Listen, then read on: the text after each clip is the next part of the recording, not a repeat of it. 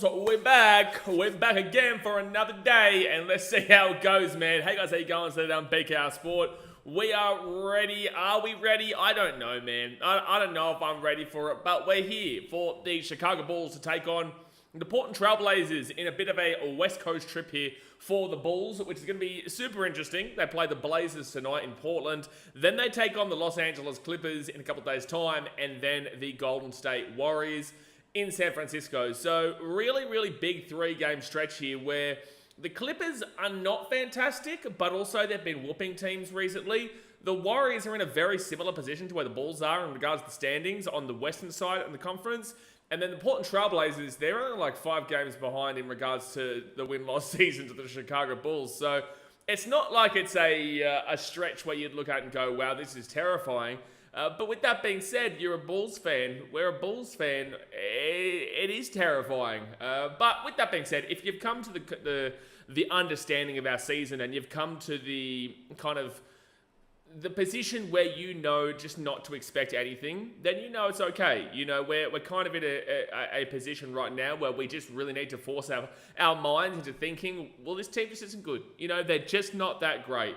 And although they're going to get a win here and there and everywhere, that doesn't mean that it's going to be consistent by any means. And whether they're taking on, you know, the OKC Thunder or the Cleveland Cavaliers or the Washington Wizards and the New Orleans Pelicans, regardless, this Bulls team can win or lose all of those games. They can lose all of them, and I don't think they could win all of them, but they could lose all of them and then potentially win against the Cavs or OKC and then lose to the Wizards. That's just what this Bulls team really is, right? So I've learned to not have too much expectations this season. Obviously, we've got that top 10 protected pick that we're going to think about, and right now we sit currently in the 9th position, which means that currently, pre-lottery, we would be keeping our draft pick, which is really integral.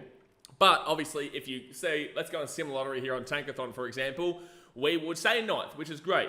But obviously, we would need to hope that 2 teams below us don't jump us. Now, there is actually a situation where the Spurs could doubly screw us in a situation like this. Imagine, say, right now you've got OKC, the Rockets, Golden State, Sacramento, Detroit, and San Antonio behind us who are in the lottery.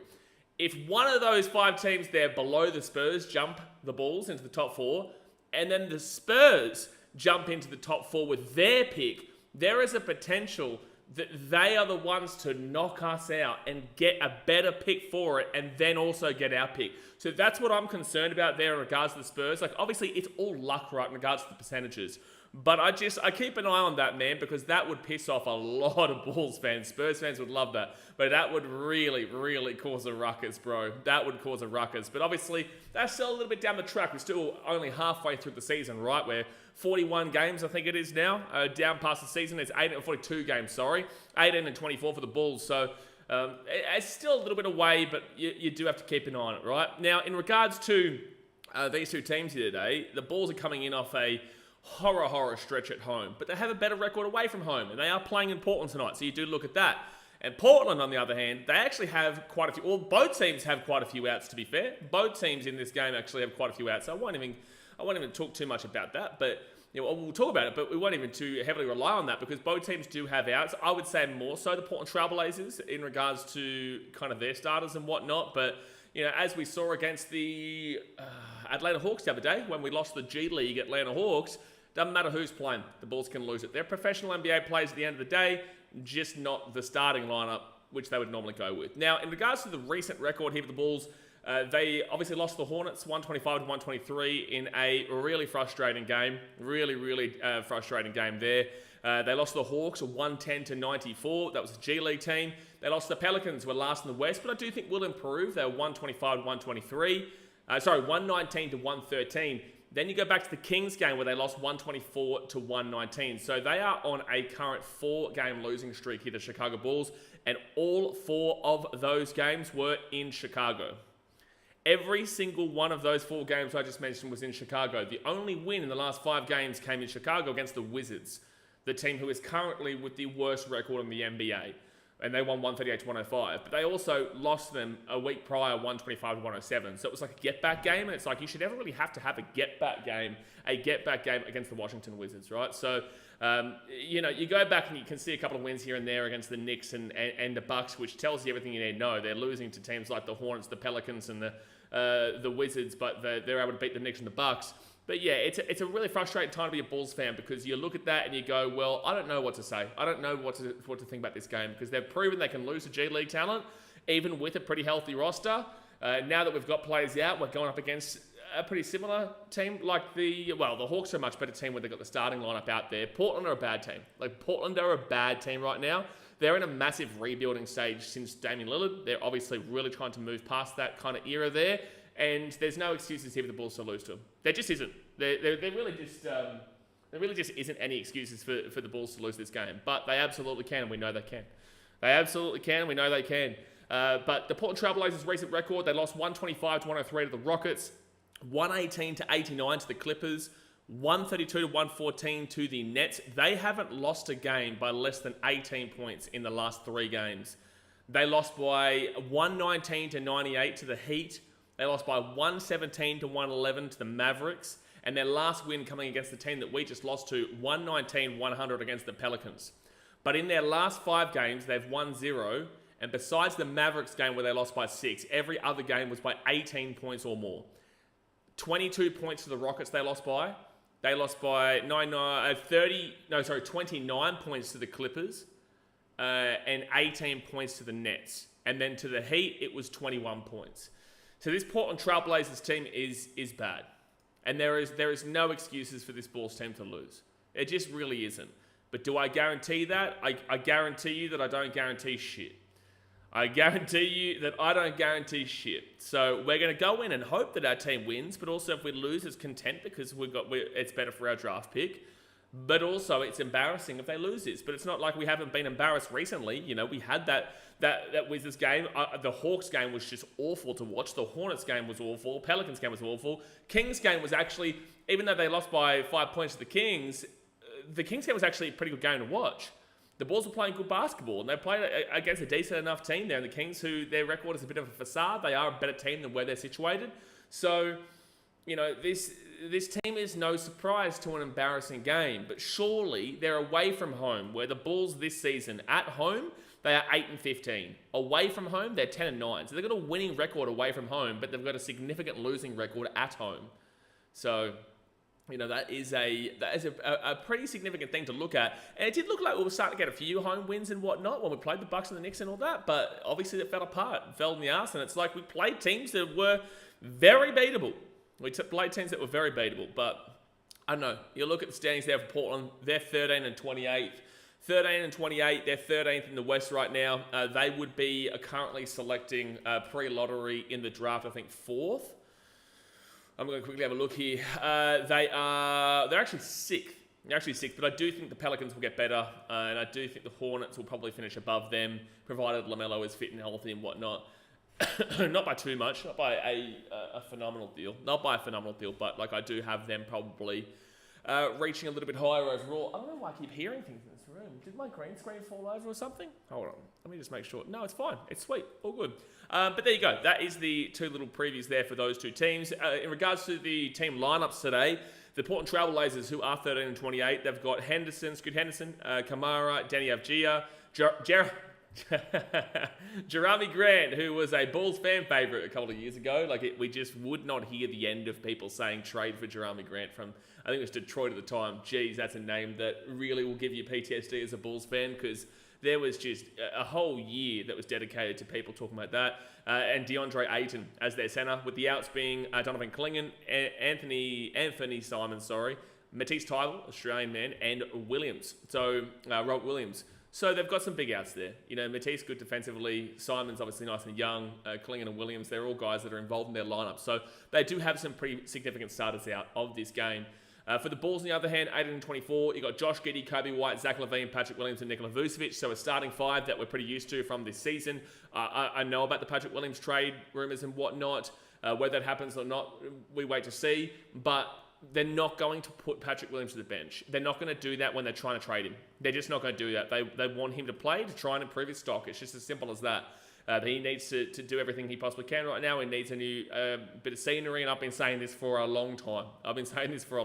Man. So really need to see Patrick Williams have a good game today, because he has been absolutely awful recently. Like he's truly he has been awful recently.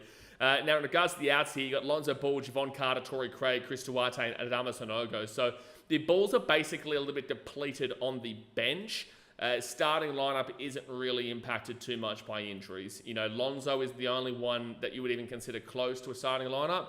He's usually on the bench, and also he's the only one who's out in regards to that. But Torrey Craig, Javon Carter, Chris Duarte, and Adama Sanogo, they're kind of just rotation pieces that do help out from time to time. Sanogo even less so. He doesn't even get minutes at all. But Javon Carter sometimes. Torrey Craig has been out for a little bit. And Chris Duarte doesn't really get minutes at all. So, yeah, look, I backed the Bulls to win today. But then again, I've backed the Bulls to win multiple times, and they always disappoint. So, if they win, fantastic. Great to see. We're going to have fun. If they lose, look, honestly, kind of fantastic. You know, it still helps the draft pick, but it just means that it's going to be another shit day of watching this team. Right? So, that's why it's so... it's going to be so difficult to see what team turns up today. But I do get a confident feeling, but this Bulls team, you can just never really have that confidence. But obviously, guys, hit that like button. Subscribe if you're new around here. The game is about to start here in Portland. Hopefully, the Bulls can turn up and show something and just give us a little bit of something. Just give us a tiny little bit of something at any point, you know, just to give us a little bit of hope or anything. I don't know, just a bit of excitement. Armbarron says, hello, mate. How you doing? Space Trans says, what's up, partner? This losing streak hurt and ready for a win. Come on, Bulls. Exactly right, Space Trans. This losing streak is very hard to watch, man. You know, it's very difficult to watch because it's not like this has been a losing streak against good teams. This is a losing streak against the Hornets. The Atlanta Hawks are a G League team, and even when they're fully healthy, we usually beat them. We were 2-0 against them, and we beat them 4-0 last year. But this year, you know, in the second half of the season, well, since Christmas when we played them twice, we choked away a 17-point lead with 6 minutes to go against them. And then in the last game a couple of days ago, you know, we lost 110-94 against their G League unit because they had all their main stars out. So, you know, that's 2 games right there where you're just like, well, this is shit house. Then you go to the Pelicans game, and the Pelicans are 15th in the West. I don't think they're 15th now, but they were at the time. They're 14th. The Jazz are 15th now. So we lose that Pelicans game, you're like, well, what the shit is this? And the Kings, it's like the Kings are out of our last 5 games, the Kings are the only ones where you look at and go, okay, that's kind of a reasonable loss there. They played some good basketball. They made some mistakes down the stretch. The Kings were the better team on the day. You know, sure thing, boss. You know, sure thing. So the last 3 games have been dreadful. The Kings game I was okay with. The Wizards game, it was the Wizards. So, yeah, it does come down to the fact that the teams that we were playing are very winnable against, and they embarrass themselves every night of that. So that's the issue that people are going to be finding. But come on, Bulls, you know, fire up. Middle says, Do What Breathe is about to score every single point for the Blazers. Do What Breathe. Look, I don't know how the Blazers are going to play here today. I have no idea what I'm meant to be expecting out of them. Like, look at their starting lineup. You know, Scoot Henderson, Kamara, Danny Avdia, Jeremy Grant, and DeAndre Ayton. It's a random starting 5, man. It really is. And that's why this will be a new low. I think that this will be a worse low than Atlanta. I think Atlanta was less expected. This would be more... Oh, no. I don't know. This Portland team is really poor. They're pretty low on every single metric, and this is their backup. So if these guys can't even get in over their normal starting lineup, then that's an issue. But, yeah, the Portland Trailblazers are very poor, man. So this might be a worse one. If the Bulls were to lose it, this might be a worse one than that Atlanta game. But we do lose the tip there, and Portland will start off with the ball. 11:56 to go here the first quarter. I hate their score. I hate how they've got the score down like over there. There's a 3 for the Blazers. They will miss that one. And we will get a rebound to Josh Giddey. Josh Giddey gives it off here to Vucevic. He's got Zach LaVine out to his left-hand side. Let's see Zach have a better first half, man. He's been struggling in the first half recently. Been killing in the second half, but too late. Patrick Williams gives it off here to Vucevic. Vucevic looking to back up. He'll give it out to Zach LaVine. There's 7 seconds left the shot clock. He's going to drive inside. Out to Patrick Williams. Please, P-Will, please. Yes! Come on. It's what we need to see from P-Will. We want to see him play well because he is on the chopping block, man. He is on the chopping block. Jeez, it is hot right now. And then the Blazers come right back and slam down a smacker of a 2. So it is 3-2 here to the Bulls. They give it to Vucevic off to Josh Giddey. Josh Giddey is going to drive inside, gives it to Vooch. That's an easy one. Thank you. That's the Portland Trailblazers defense right there. It was too easy there for Josh Giddey to pass it on the inside. And I feel like this is a game where a lot of casuals who watch basketball, watch the Bulls specifically, will look at, and they're going to see inflated numbers here. There's a 3 for the Blazers, and that's a really bad shot because that was quite open. Vucevic with the rebound, Josh Giddey gets it. This is going to be that kind of game where you could easily see players have really inflated numbers. That's going to be a foul on Patrick Williams. He's going to go to the line for 2 free throws. This is a game where you could see inflated stats. And it's like, I mean, Josh Giddey could have, good points in this game. Obviously, recently, he's been getting some good assists and good rebounds, but he could have some good points. You could see Kobe White really explode. You could see Zach LaVine go crazy. Vucevic has been getting good numbers anyway. And Patrick Williams, this could be a game where he could explode. But that doesn't change the fact of what we've seen. It doesn't make anybody wrong for what we've seen. But people will look at it and go, wow, Patrick Williams is here. And it's like, good, I hope you say that. But just remember, no one was wrong to think what they did beforehand. And it wouldn't change much for me. It wouldn't change much for me. I need to see it on a consistent level. So his first free throw gets made and second free throw gets made. But against the Portland Trailblazers, you can always see stats get inflated, man. That's what you saw out of the Washington Wizards game. The Wizards game was the exact same. The second one, where they won by 138 to 105, turnover by the Blazers, and that's what I mean. This Blazers team not good, man. I'm surprised they still get people to their games. I really am, especially a game like this when they've got nobody in. I just realized I put Simons as my thumbnail, didn't I? Shit. So Zach LaVine, he's going to drive to the 3, gives it to Patrick Williams here for another 3. He will miss that one. It was open, but sure. Danny Avdia will get the rebound. He's going to give it off to... I don't even know who that is. But it's going to be Danny Avdia for the shot, and he misses it. Rebound there for Patrick Williams. Brings it past the half court, backs up, flicks it out here to Kobe White. Kobe White, Josh Giddey got Josh Giddey for 3. No, he gives it off to Vooch. He should have... It's going to be Ball's ball. Giddey should have been shooting that 3 there, to be fair, but it wasn't even Vooch. It was actually Zach LaVine on the inside. How can there's LaVine there? It is hot in this room right now. I don't know why I wore a jumper. I've got the aircon on though. All right, Josh Giddey to inbound the ball. Patrick Williams, and that's an easy slam dunk there for P. Will makes it 9-2 here to the Bulls. 9:53 to go of the first quarter. Need to get on a little bit of a run here and just kind of get back to the basics of your game. Like, this Blazers team is bad. And then P. Will throws a turnover after he gets his a steal himself. People, you got to do better than that. But this Blazers team has started off this game looking awful. All right, Blazers inside. They flick it out here for a potential 3. 11 to shoot. Josh Giddey, stay on him. Outside here for a 3 at the top. And they will miss the shot. Vucevic with the rebound gives it off into P. Will. 0 from 3 from the three-point line so far for the Blazers. 1 from 2 for the Bulls. Josh Giddey, he'll flick it out to LaVine. LaVine, thought about 3, didn't take it. Gives it off to Vucevic, and he'll roll it in. That's an easy one there. Makes it 11-2 here to the Bulls. This is full tank mode from the Blazers. This is how they play every day. If this is how the Blazers play every single day, this is full tank mode. Full tank mode. Nearly a steal there by Vucevic. He just tips it away. It will be still Blazers ball. 8:50 to go the first.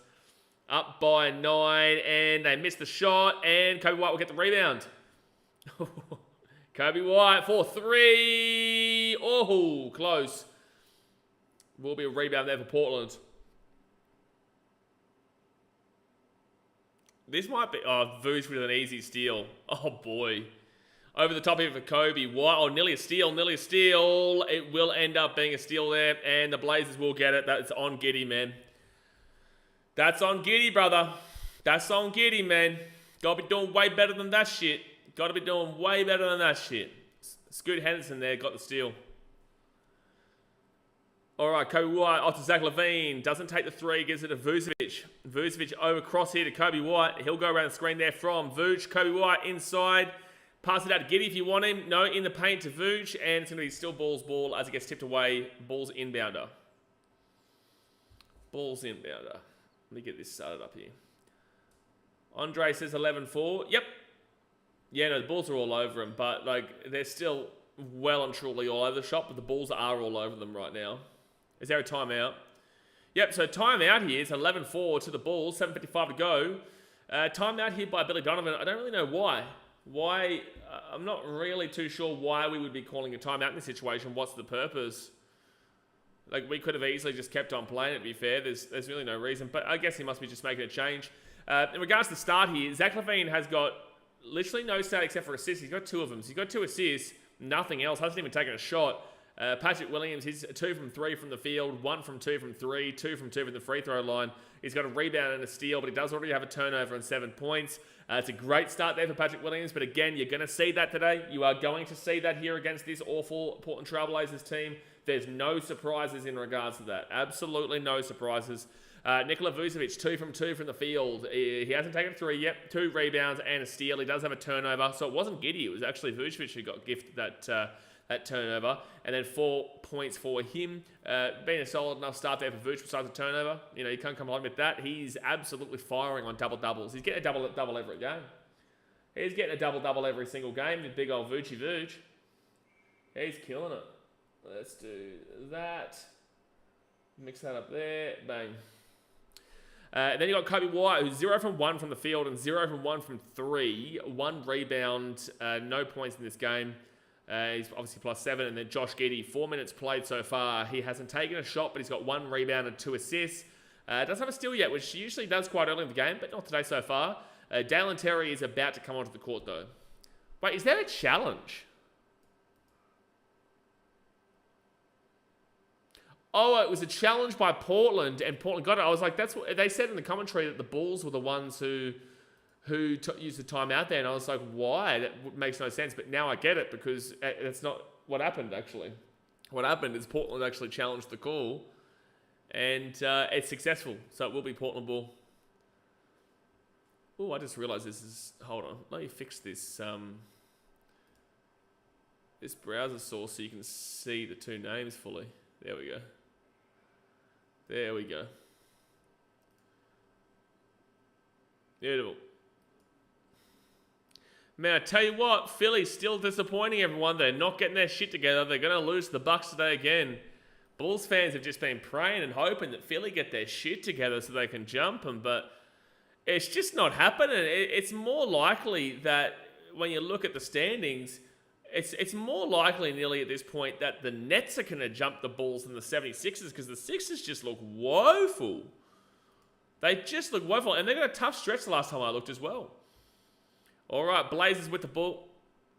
Scoot Henderson, he'll give it off. They're inside in the paint, and they get an easy little roll of air, so it makes it 11-2-6. Bulls way. Jerami Grant goes out, and Shaden Sharp comes in. Levine puts it across, and it'll be tipped away there by the Blazers. It'll be Bulls ball. Dalen Terry on the court here for the Bulls. Dalen Terry on the court here for the Bulls.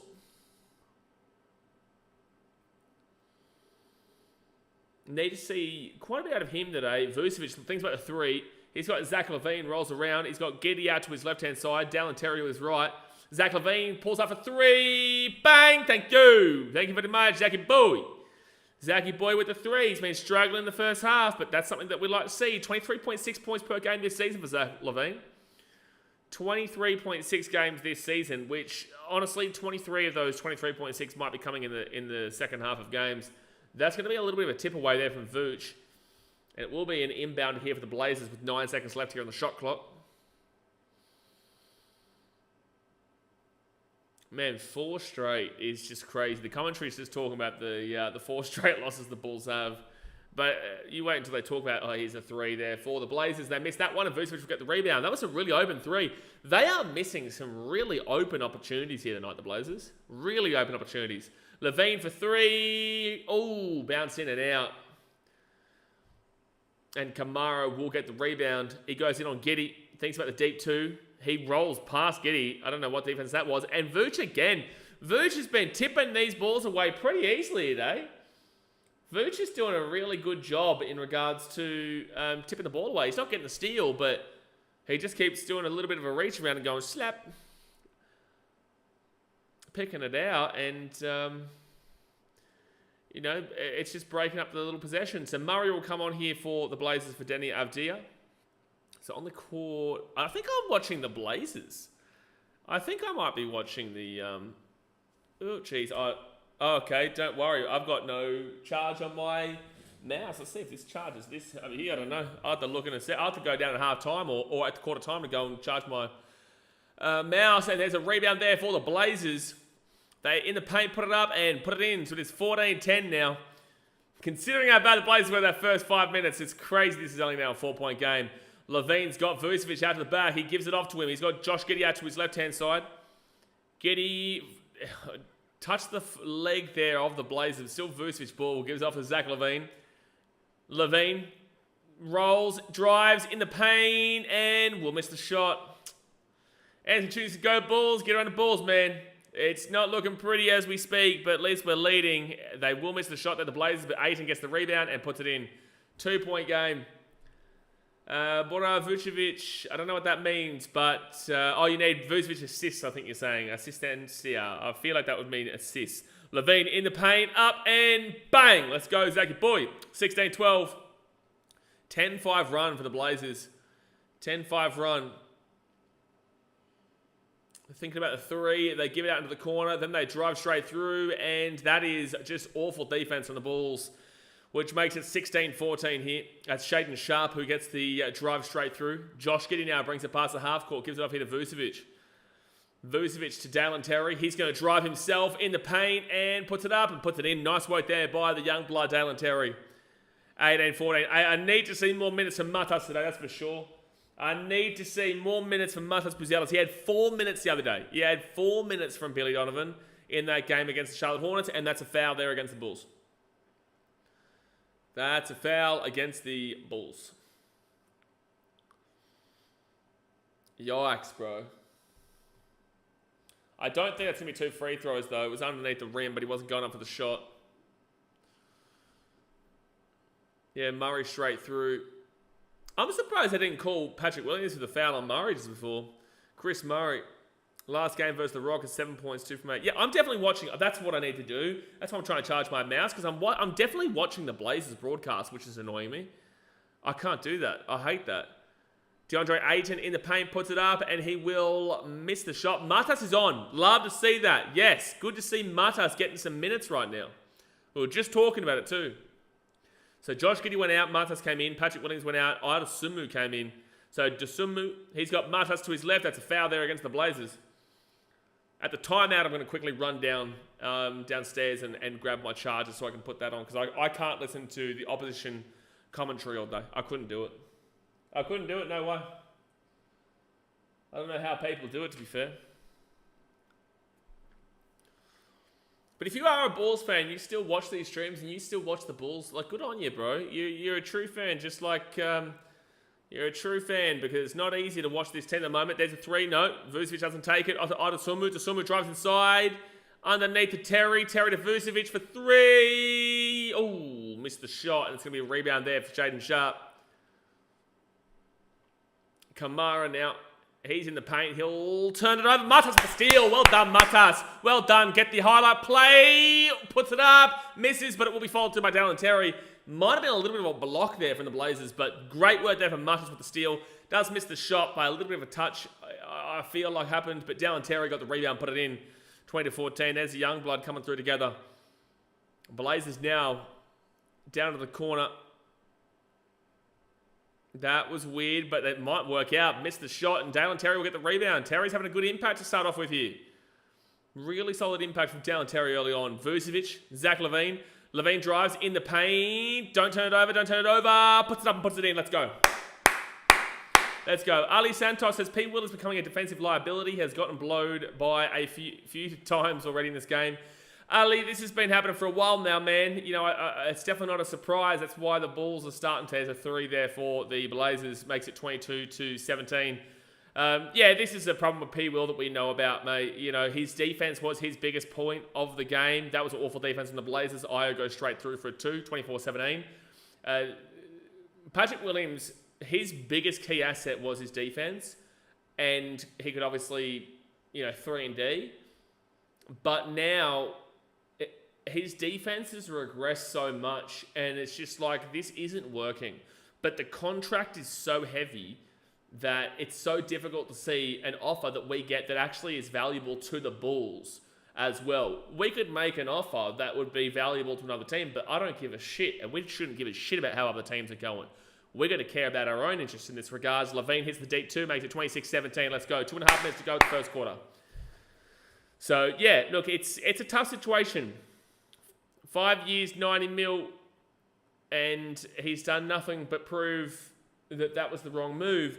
However, if we get a trade for him, it was the right decision because it means we got something rather than nothing.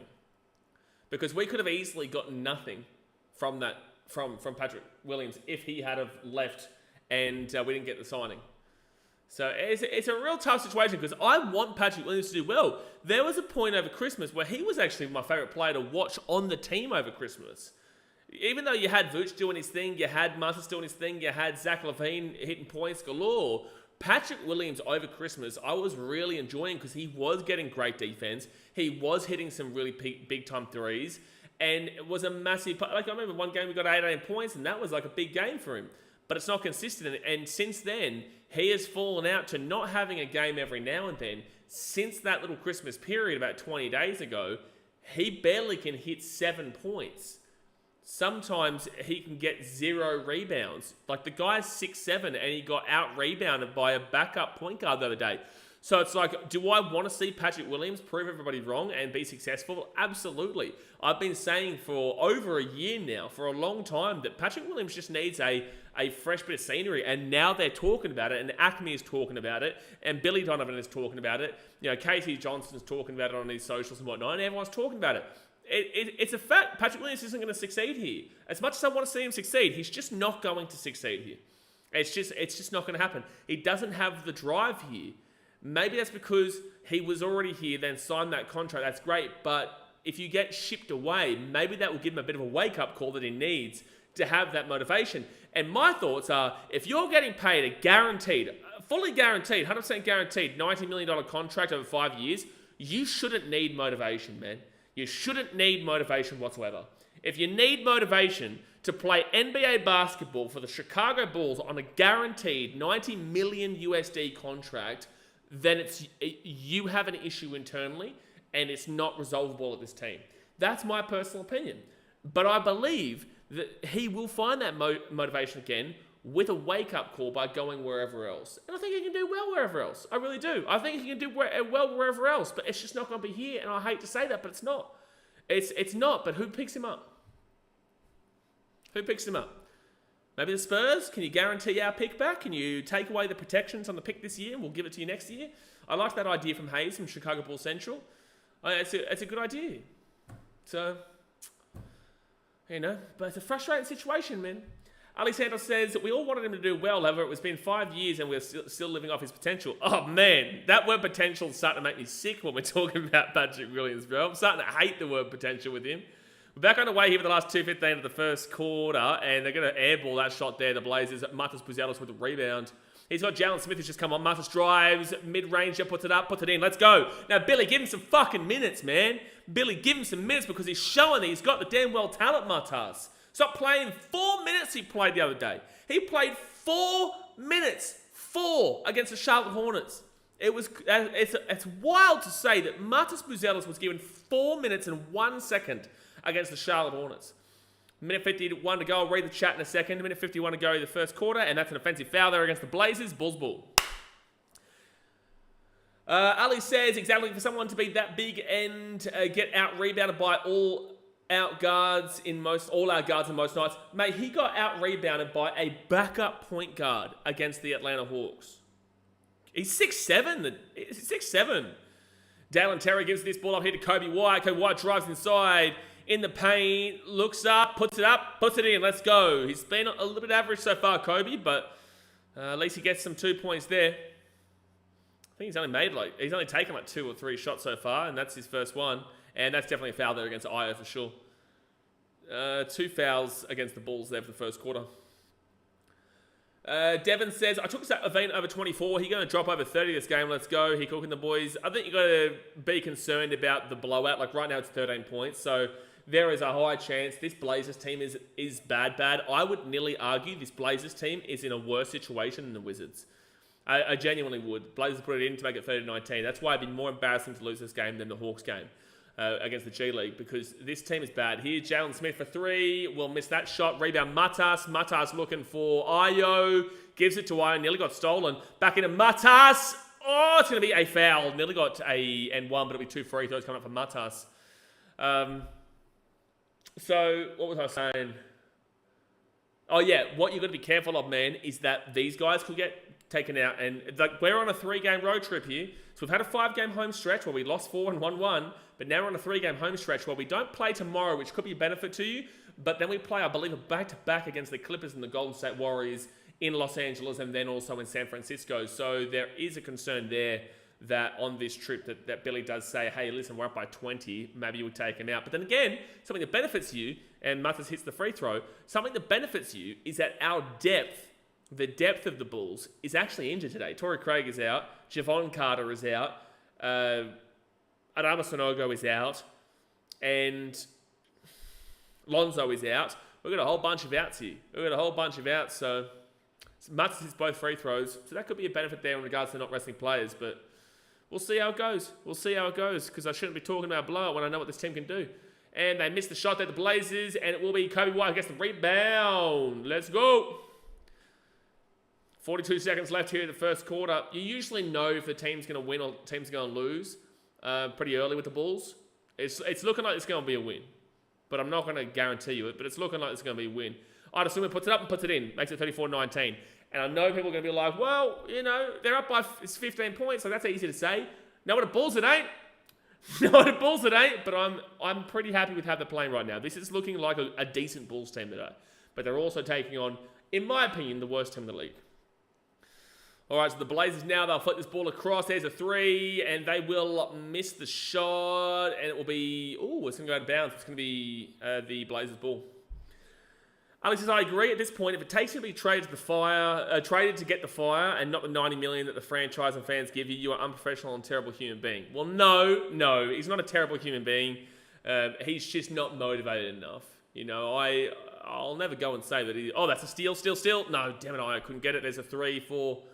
Damn it, they hit the 3, nearly got a steal instead, but it will be a 12-point game, 34-22 with 1.2 seconds left here of the first quarter, and that's all that does it for the first. So the end of the first quarter is 34-22 to the Bulls. I thought the Blazers had quite a few open opportunities, so the defense wasn't exactly fantastic for the Bulls by any means. The Blazers were just that poor offensively, but the Bulls at the very least were getting some good points and 34 points, but also the Blazers defensively were pretty all over the shop. So yeah, look, it's a game that it's a scoreline right now that should be expected. There's a scoreline right now that should be expected. Now I need I need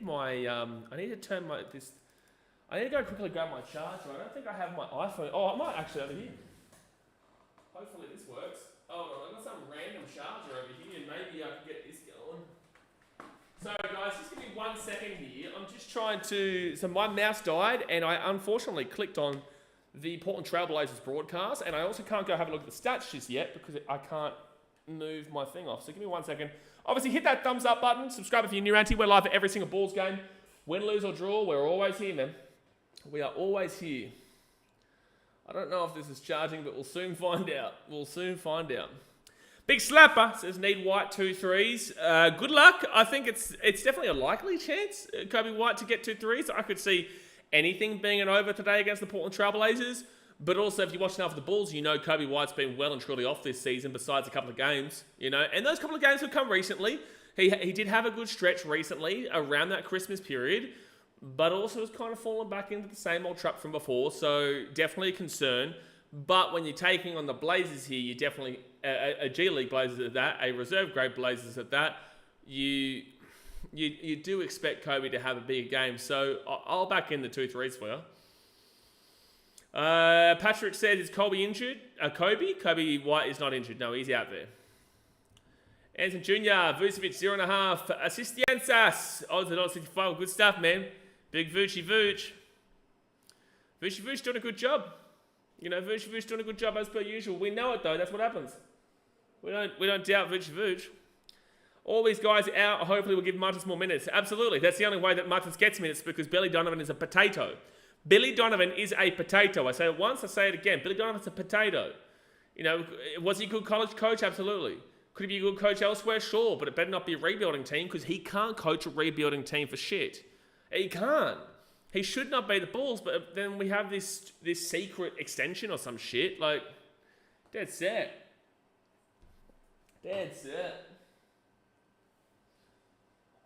But anyway, quarter time here. Let's see if this is charged. So I can go and have a look at some stats.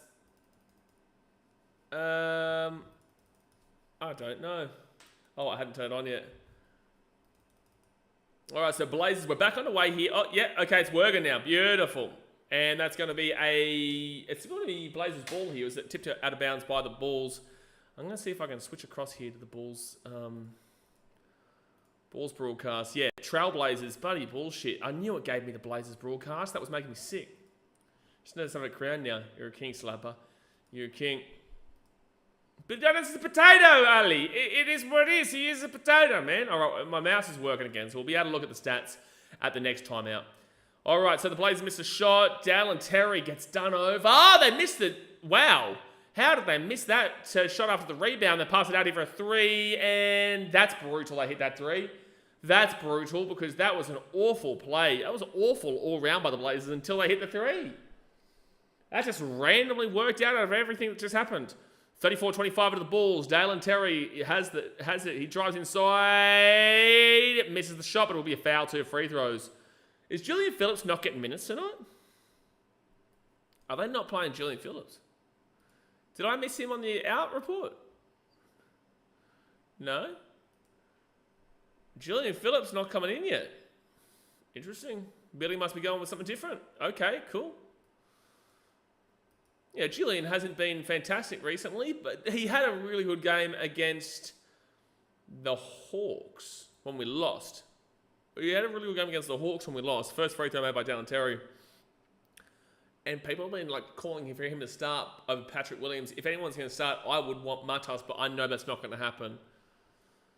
And second free throw for Dale Terry. He will hit it, so it is 36-25 into the Bulls. 11 minutes and 7 seconds to go in the second quarter. Come on, Bulls. A bit of defense here. You're going up against a team that really shouldn't be scoring a great deal of points tonight, and you've done well so far. Just get a little bit of defense going. They drive straight through. Good little play here, actually, from the Blazers until they literally throw the ball nearly to a turnover. It was a good play until they passed it to nobody. Blazers drive inside in the paint, put it up, and miss the shot. 2 free throws coming up. First free throws for Portland so far this game. Martas Buzelis will get called with a foul. While they do these free throws, let's have a look at that first quarter stat line. So Levine, 4 from 6 from the field, 1 from 2 from 3. He's got 2 assists and 9 points, no negative stats, plus 9. Oh, Daz, don't you start me. Daz, that sport is banned in the chat today. They missed the first free throw there. Daz, don't do it. I can time you out, mother bitch. Don't you talk about that sport today. Patrick Williams, 2 from 3 from the field, 1 from 2 from 3, 2 from 2 free throw line. Don't ruin my day, Daz. Don't do it. Just let me enjoy this Bulls game right now. Come on. Daz, don't be silly now. Don't be silly now. 36-26 to the Bulls. 10:38 to go. I'll have a look at the stats again in a second. Ida Sumu, he's got Kobe White to his left-hand side at the top. Kobe White rolls around Jalen Smith. He'll give it out to Ida Sumu. Sumu, he's got Dallin Terry at the back. He'll go inside himself, though. Puts it up, and wow, tough shot. Really nice work there from Ida Sumu. That was tough, but he made it. It was tough, but he made it. Blazers drive inside on Dale and Terry. Good defense there. I'm surprised Billy is not playing Julian Phillips any minutes so far. Oh, there's a little bit of a steal there, and that's going to be a foul against the Blazers. Let's go. Is that Martas again with a steal? Whoa. Martas goes in and block. It's a block from Martas, not a steal. That sport we don't talk about sucks anyway. Absolutely does. Never sucked more in its life. That's for sure. There's a 3, and Terry will miss the 3. Rebound there for Danny Avdia. Martas, good defense. That was good defense on Martas, but unfortunately no one got the rebound, and the Blazers put it in to make it 38-28. It's a 10-point game pretty consistently throughout so far. Kobe White, he's going to think about the step-back 3, doesn't take it. Off to Martas. Martas off to Dale and Terry. Kobe White. Kobe White has got... Martas was right again. Wants a screen. Doesn't use it, gets a bit of a push-off. 3, and misses it. Kind of karma. Probably should have been a foul for a push-off there from Kobe White. He does extend the arm, but it is what it is. That defense was absolutely pathetic from the Bulls, and that's an easy 2 to make it an 8-point game. Danny Avdia, that was really nice, but the defense there from the Bulls, really, really poor. Just allowed him straight through to the rim. Straight through to the rim. Portland Trail by as many as 15. Now it's back here to 8. Again, I don't think the Bulls lose this game. I can usually get a pretty good read in the first quarter whether the Bulls are going to win or they're going to lose. And I would say so far I'm pretty confident the Bulls are going to win this game, but don't write home about it. So let's go back to these stats. So Patrick Williams was 2 from 3 from the field, 1 from 2 from 3. 2 free throws made with a rebound and a steal, but he did have a turnover and 7 points. And out of all the starters, he was +4, which is less than the +9 of Levine, Vucevic, +6 Kobe White. He's pretty similar with Josh Giddey quite a bit recently, actually. But I'm not going to look for negatives with P. Will, right? Like, I don't want to look for negatives. But with that being said, that's one quarter. Let's see if he can continue with it. And then Nikola Vucevic, 2 from 3 from the field, 0 from 1 from 3. He's got 4 rebounds, 2 assists and a steal, 4 points +9. Good start there from Vuce. We expect nothing less. Kobe White, 1 from 3 from the field, 0 from 2 from 3. He's got 2 rebounds and 2 turnovers, but 2 points and +6 in the +-. A pretty normal stat line for Kobe recently. And this year, you would argue, he's just not, it's not his year. It's just not his year right now. Josh Giddey, 0 from 1 from the field. He's got 1 rebound, 2 assists, and a turnover with 0 points and +4. Josh Giddey's not had a good start, that's for sure. Dallin Terry, 2 from 3 from the field is a really good start for him. 0 from 1 from 3. He's got 2 free throws made, 2 rebounds. It doesn't foul, but 6 points and +1. That's a really good start there for Dallin Terry. I'm not complaining with that at all. Ida Summu, and by the way, Dallin Terry is basically replacing Alonzo Ball today. So Alonzo being out, Dallin Terry has been given that 6th man opportunity. Ida Summu, 3 from 3 from the field is a fantastic start from him, and one of those was really tough. Doesn't have an assist or anything just yet. He doesn't foul, but 6 points +4. I think Io's been good as always coming off the bench. But I do believe that he is a starter. I really do. I think that we need to find a way to get him into the starting lineup, but I just don't know how we do it. Martis Buzelos, a good start from him. 1 from 2 from the field, 2 free throws made. He's got 2 rebounds and a steal with 2 blocks as well. Doesn't have a foul, but 4 points +4. 2 blocks, a steal, 2 rebounds and 4 points in just, well, he's got 7.5 minutes. Actually, probably a little bit longer today. That's a pretty good stat line. I was expecting it to be even less than that. I was assuming it was, but obviously it wasn't. 7.5. So, yeah, I like to see that. He's actually played the same amount of minutes so far as you see him from... He's played more minutes than P. Will. He's just underneath Zach at the moment. Obviously, it's still first half and that'll change, but good amount of minutes here in the first half of Matas so far.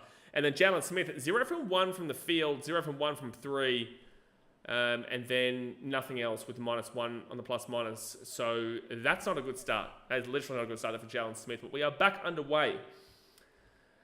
Alexander says, are you for or against trading Zach LaVine? I think, firstly, Jalen Smith's drawing fouls, so he'll go to the line for 2 free throws. I think the first thing that we need to define here is, are we getting a good return investment? Are we getting a good trade back? If we are getting a good trade back, yes. If we are getting a trade that involves picks or, you know, someone of equal value and a good future, sure. But if we're not getting the right value that we feel benefits us, then no way. I don't feel like you just give him for the sake of giving him to refresh. I don't feel like that's necessary. I think you have to get a good trade back in order to do it. And it's like if the Bulls want to... Like, Zach's still young enough where you can hold out a little bit in regards to that. Like, Zach is still... I don't think the Bulls are going to do too much by the trade deadline. But Zach is still... They hit both free throws. Zach is still a guy that the offseason could come around and will get better. Do you know what I'm saying? They hit the 2 there from the top of the key, so it will be 40-32 here to the Bulls. 9 minutes to go the second. So basically, yes, under the tentative notion that we must get a better offer back. We must get a good offer back that aligns with the future of us trying to refresh. That was a steal there from Banton, but luckily for Patrick Williams, the Bulls still ended up getting the ball there through Jalen Smith. Matas Buzelos for a 3. Oh, misses the shot, and it will be a rebound there for Danny Avdija. 8.5 minutes to go in the second quarter. Avdija puts it out here for Banton for 3. He will miss the shot. Jalen Smith will rebound. Don Mateo says, I'm good with trading Zach and Vooch. Time for Bulls to follow the process of OKC, young and talented. Yep, still should have gotten a draft pick with that Caruso-Giddey trade. Should have done that. But that's going to be Bulls ball here. Tipped out of bounds there by the Blazers. But I agree. I think Vooch is... If you're asking me about Vooch, then I'm 100% for Vooch getting traded. And that's not because I don't like him. That's not because I don't think he's a good player. I think he's currently our most consistent and best player through the season. Through the entire season, I think Vooch has been our consistent and best player. And I feel like if we would get rid of him by the deadline, it guarantees us our top 10 pick. It would guarantee it to us. And because we would be that bad if we lost Vooch. And also, he's obviously like 34, 35 years old. So the sooner the better. And he's not going to win a championship with the Bulls. So it's kind of like no purpose. It's kind of just like a placeholder right now. Patrick Williams drives inside and turns the ball.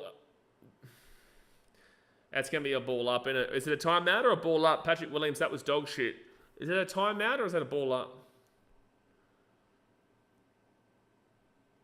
Why is Vooch not in? Did he get injured?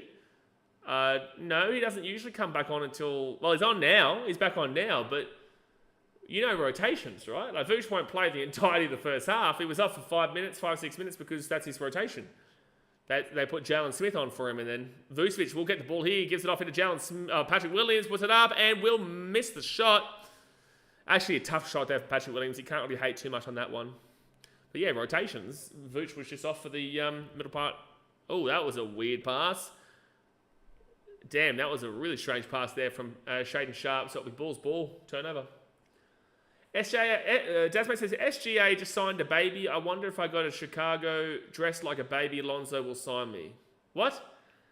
SGA just signed a baby. I wonder if I go to Chicago dressed like a baby, Lonzo will sign me. What's happening? What just happened in that comment? What? Zach LaVine for three. Missed the shot. Giddy get the rebound. Giddy get the rebound. After Kobe White. Kobe White drives inside. In the paint. Flicks it out. Patrick Williams. Zach LaVine. LaVine step back. Puts his foot out of bounds. Or is it a travel? I don't know. But it's a turnover. It's a turnover.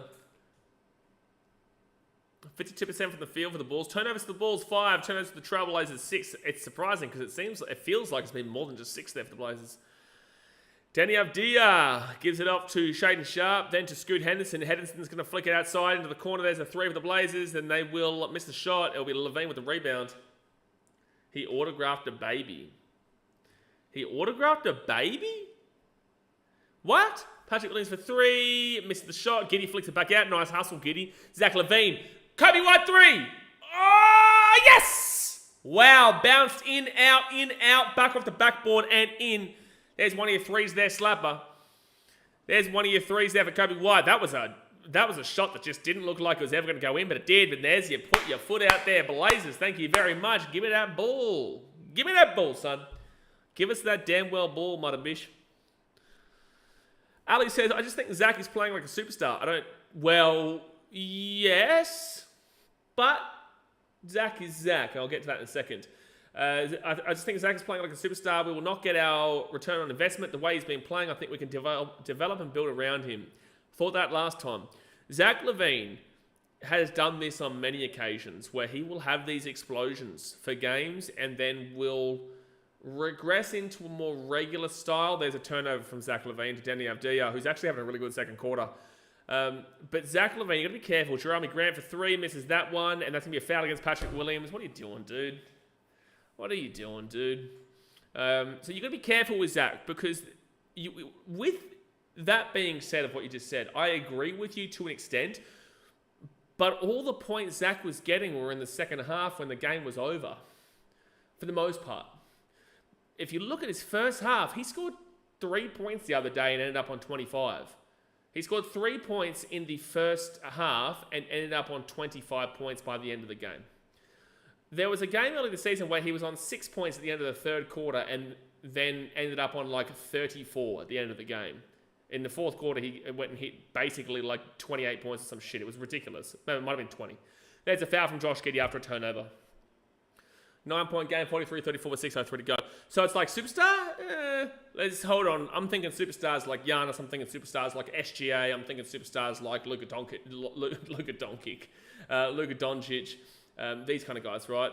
I wouldn't be putting Zach LaVine into that category. But he is a step behind that category in very good player on this team. But also, we have tried to develop around him and it didn't work. It didn't work. So it's like, if we're not getting the return on investment, we're not getting a good player, a good pick, whatnot, then sure, don't trade him. it's not going to hurt us. He's going to be good for us. He's going to do what we need to do, but also has liabilities in the fourth quarter. He does have liabilities in the clutch and in the crunch time. We've seen that time and time again, even recently against the Kings. They missed a 3 to the Blazers, but they get the rebound, and it will be an easy rebound and put back there for DeAndre Ayton. So 43-36. Sumu gets the ball, gives the Vooch back to Io. Io drives in the paint and will turn the ball over. What are the Bulls doing? What are you doing? What are you doing, son? Scoot doesn't have a plus minus and minus 30. Never thought I'd see the day. You're seeing the day right now, but give it time. Don't give it time. It's the Bulls we're talking about you. Danny Avdija inside Levine with a good steal. Very good steal there from Zach Levine. He drives off to Dosunmu. Dosunmu will flick this ball out into Vooch. Vooch to Patrick Williams. P-Will, don't disappoint me again, please. P-Will in the paint. Out to Josh Giddey. Josh Giddey for 3. Oh, bounce in and out. Rebound there for the Blazers. They come straight back. Quick pace, quick pace. There's a 3 in the corner. They make it. It's a 4-point game. It was 15 points at one stage. It was 15 points at one stage. Like, come on, Chicago. Like, come on, man. Come on. Really? It's now 4 points. It was a 15-point deficit at one stage, Chicago way. And now you're telling me it's 4 points? Really? Come on, man. Stats-wise, obviously, guys, hit that like button and subscribe. We're here for every single game. We're not usually this pessimistic, but obviously the most recent schedule has been very pessimistic, bound for the Bulls.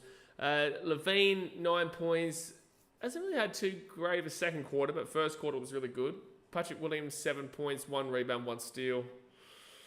2 from 6. He's had an awful second quarter. First quarter was good by his standards this year. Second quarter, not so much.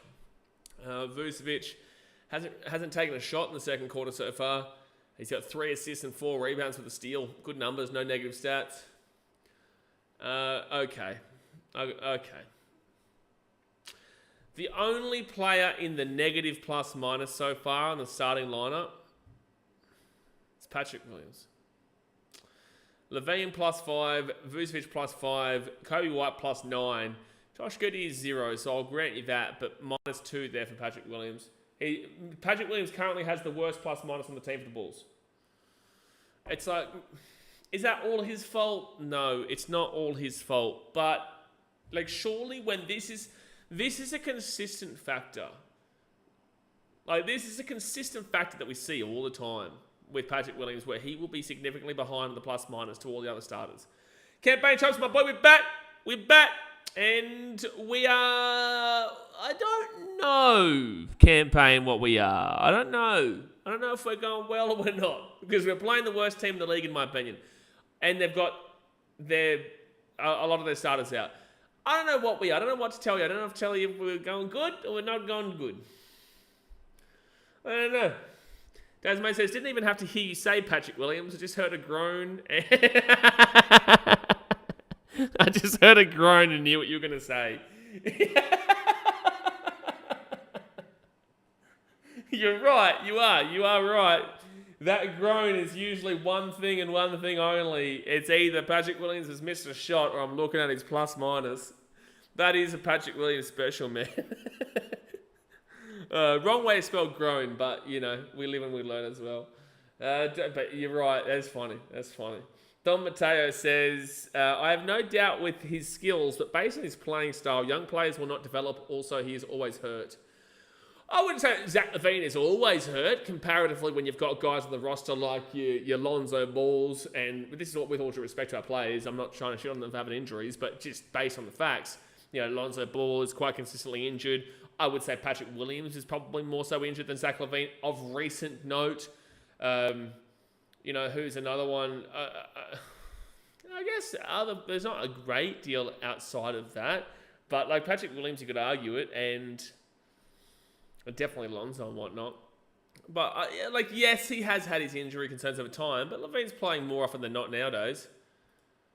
When was the last time he had a long, significant injury? I think it was last year, wasn't it? He hasn't really had a long, significant injury this year, has he? And we're back on the way, and Vucevic with the steal will get the ball, gives it off to Zach LaVine. 43-39, the ball's 4.5 minutes to go the second quarter. And LaVine drives through and will give the ball straight to Danny Avdija. He just says, here you go, have the ball. Danny Avdija looking for the corner, gives it out to the corner. Kamara back here to Henderson. Henderson then to Avdija, back to Henderson. Here's a three. There's a three. 1 point game. It was a 15-point game. Bulls way. Now it's a 1 point game. Welcome to Chicago, son. Welcome to Chicago. Patrick Williams was my pick to win the Most Improved Player Award preseason. I truly thought this year was his year. Mate, from your mouth to God's ears, like it was what everyone was hoping. Wow, that's a tough shot there for Vucevic. Makes the shot, makes it a 3-point game, and he's not happy that wasn't a foul. 45-42 is the score. He's confused why it's not a foul. But I wish that happened, Mitchell. You know, we've all been waiting. And it looked like maybe that Christmas period was looking good, but you know, back to reality with Patrick Williams since then. There's a three from the Blazers, and it's a tie game, 45-45. Like, what are we watching? What are we doing? Are we serious? Like, are we serious?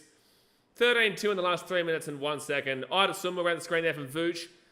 He's got Patrick Williams, and that's going to be a foul there under the basket from Danny Avdija. Like, are we serious? Get real, man. Get real, bro. Get real. You know, if you are a new subscriber to this channel, you must be like, there's never a time this guy's happy. If you ask anybody, I'm usually optimistic with my sporting teams. I'm very optimistic with my sporting teams, and I'm having a great time, and I find the positives. I can't do it with this team, and it pisses me right off. There's no positive optimism. We're going to be able to be behind. We're up by 15 points in the first half, and now it's a tie game. We missed a shot through Vooch. Scoot Henderson now can take the lead. Henderson flicks out to Danny Avdija for three. Lucky he missed a shot. Matas gets the rebound. At least Matas is getting some really good minutes here. Genuinely appalling, bro. We're playing the Blazers with their whole team out. Kobe White, he's going to nearly get the ball stolen. Kobe White gives it to Zach LaVine. LaVine, you've got to shoot it. Oh my God. We just got done on the... Wow, we just got shot clock buzzed. We just got shot clock buzzed.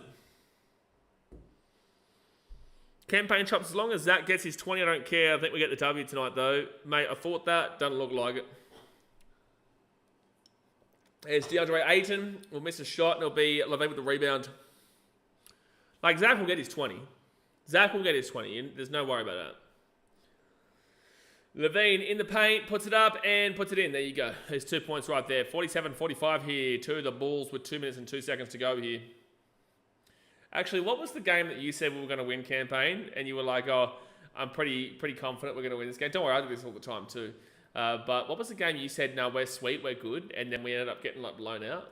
I can't remember. Which one was it? I think it was the first time you came here. Was it the Pace? No, it wasn't the Pacers. Was it the Pels game? Or the Kings game?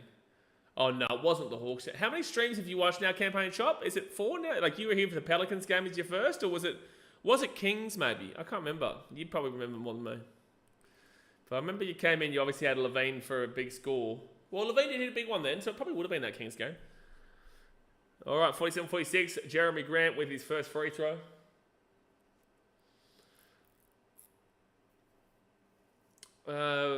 His fourth option with the ball, he will not improve with Zach and Vooch on the team. Patrick Williams? I don't think Patrick Williams improved in Chicago regardless of Zach and Vooch. There's a few games ago... Oh, yeah, he's deleted the comment. So Zach LaVine now, it's a tied game, 47-47 with a minute 53 to go in the second quarter. You've got Ida Sumu. Vucevic in front of him to Sumu, gives it back here to Vooch. Zach LaVine with his left, Vooch drives inside, puts it up, misses the shot, but it will be 2 free throws coming up here for Vooch. Let's have a look at this, right? Vucevic right now is 3 from 5. He's going to have 2 free throws here. He's got 4 rebounds, 2 assists, 2 steals, 6 points, no negative stats. He's +1. He's about to potentially take us to a +3 for his plus-minus.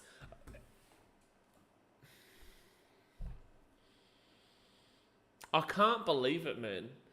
I just can't believe it. I refuse to believe it, Patrick Williams. +1 Zach LaVine, +1 Vucevic, +5 Kobe White, +0 Josh Giddey, -6 for Patrick Williams. But it makes sense. Ida Summu was actually on -5 as well. But you can actually see like an impact from Io. Like you can actually see it. Patrick Williams, bro. I gotta stop it. I gotta stop it. I'm gonna get angry. 49-47 here to the Bulls, and a minute 44 to go in the second quarter. Campaign says it was a few games ago. I believe it was the Pels game. This game, maybe my third or fourth joining the stream. Yeah, it might have been the Pels game because obviously we all thought we were gonna win the Pels game. We all thought that.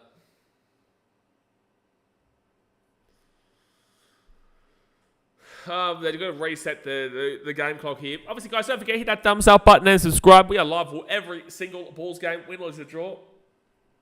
No matter how bad we are. If we're streaming right now with this current state of the Bulls, then you better damn well believe we do win, lose, or draw any game.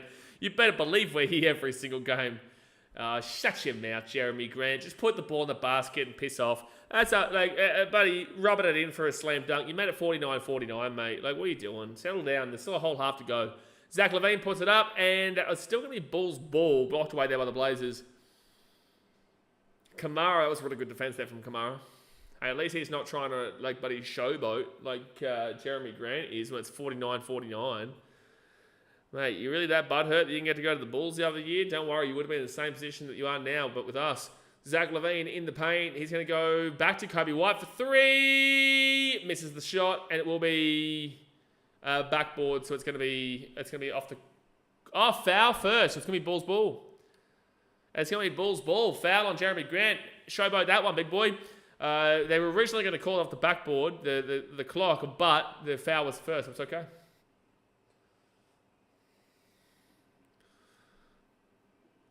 All right, here we go. Oh, yeah, had the forearm on Vucevic. Yeah. So, foul against Jeremy Grant there. So, the Bulls are in the bonus. Yeah, they are. They're in the bonus. So, 2 free throws here for Vuce. There's only a minute 12 to go here in the second quarter anyway.